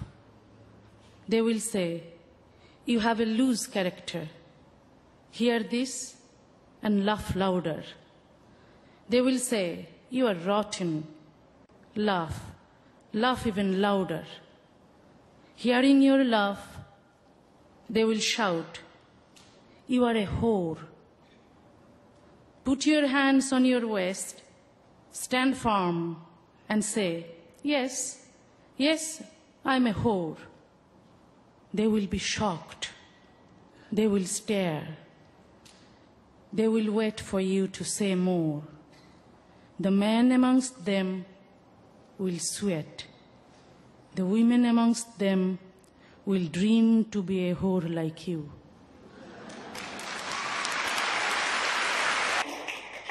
स्त्रियांच्या कवितेची भाषा बदलत गेली.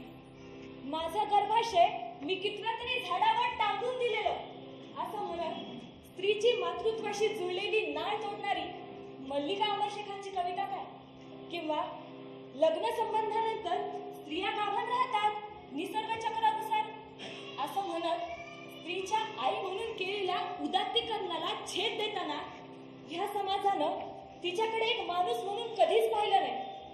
केवळ मुलं प्रसवणारी मादी ह्या पलीकडं ह्या समाजानं तिला कुठलंच अस्तित्व कधीच दिलं नाही. हे जळजळीत वास्तव आपल्यासमोर आणणारी रजनी परुळेकरांची कविता काय. या साऱ्याच कविता बाईच्या पारंपरिक प्रतिमेला छेद देतानाच इतकी वर्ष तिच्यावर झालेल्या शोषणाचा लेखाजोखाच मांडायला लागल्या. रजनी परुळेकर आणि मल्लिका अमरशेख यांनी कवितेची नुसती भाषाच बदलली नाही, तर तिचा पारंपरिक चेहराच बदलून टाकला. स्त्रीत वाहून जातं एक भला थोरला पाळीव कुत्रा इमानी करून डोळ्यांचा. स्वातंत्र्य हे अजून कुठल्या तरी साखळीचं नाव असतं आणि नात्यांचे अजब बिल्ले लटकावून स्त्रीत्व येतं या खोलीत ना त्या खोलीत. एक स्वप्न अलीकडे माझा सतत पाठलाग करतो. एक स्वप्न अलीकडे माझा सतत पाठलाग करतो. समाजात पुरुष वेश्यांचेही मोल्ले आहे आणि स्त्रिया प्रेमाच्या मृगजळावर थुंकून ज्यांच्या भावना गोठून गेल्या आहेत अशा पुरुष वेश्यांच्या तोंडावर पैसे फेकून सर्वत्र प्रतिष्ठितपणे वावरत आहेत. 50, 100 किंवा 200 वर्षांनी तरी असे घडावे असं वाटत राहतं.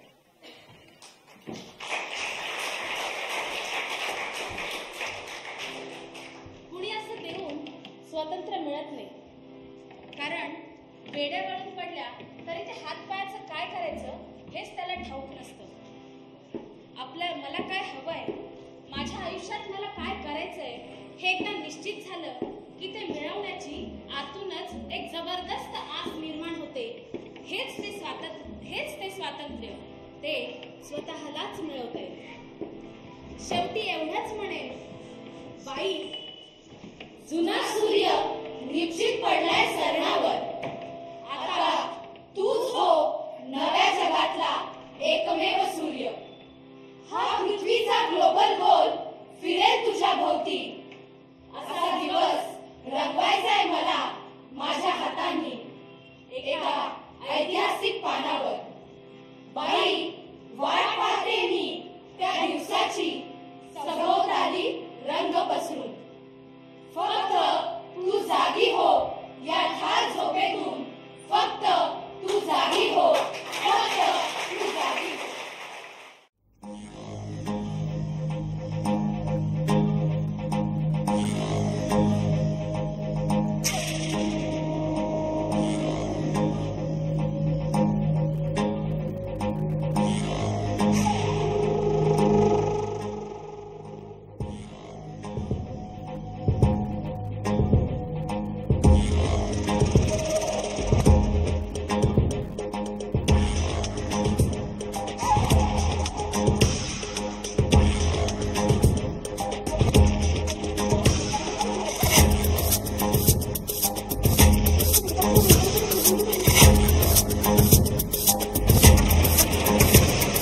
मन के मंजीरे आज खनकने लगे.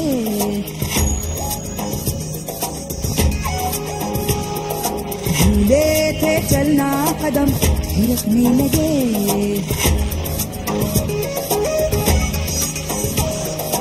अंग अंग बाजे मृदंग सा सुर मेरे जागे. सांस सांस में बास बास में धुन कोई साजे. गाए दिल ये गाने लगा है, मुझको आने लगा है खुद पे ही एतबार. खुद पे ही एतबार.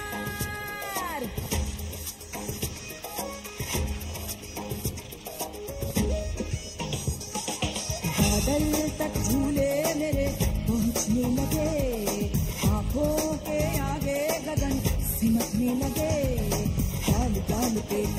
डाल दे छूटे हवाएं, खेत खेत में रेत रेत में फैला दी बाहें। हाय रे सिंदूरी सुबह आई, धुलती जाए सियाही रातों की रातों की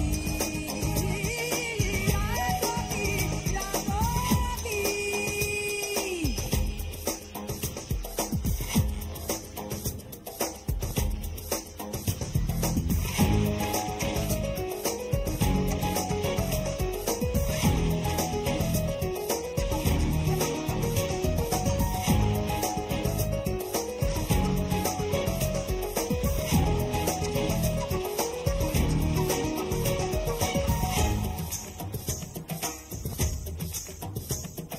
खोले जो दरवाजे तो देखा हर्ष की नहाई, उजली उजली सी थी मेरी तन्हाई रे। बदली बदली सी बदली मेरे अंगना में थी छाई, रानी रानी बनके मेरे पास आई।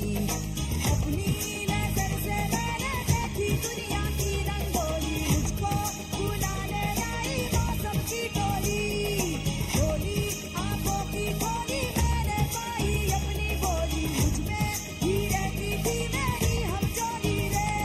सुनो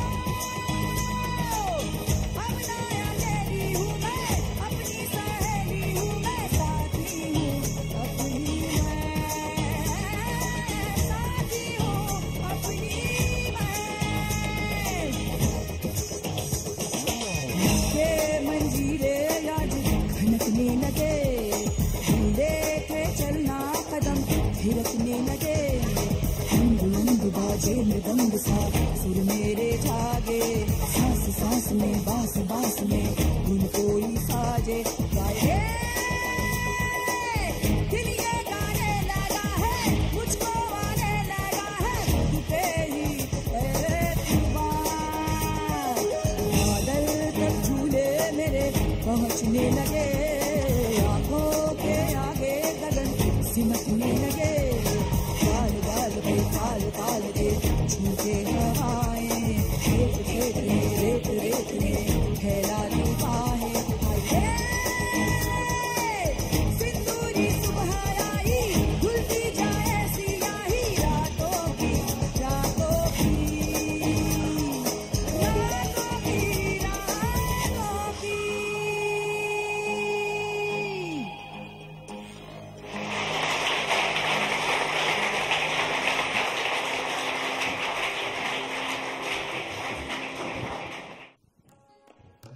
गार्गे मैत्रेयींच्या काळांपासून ते भिक्खुणींपर्यंत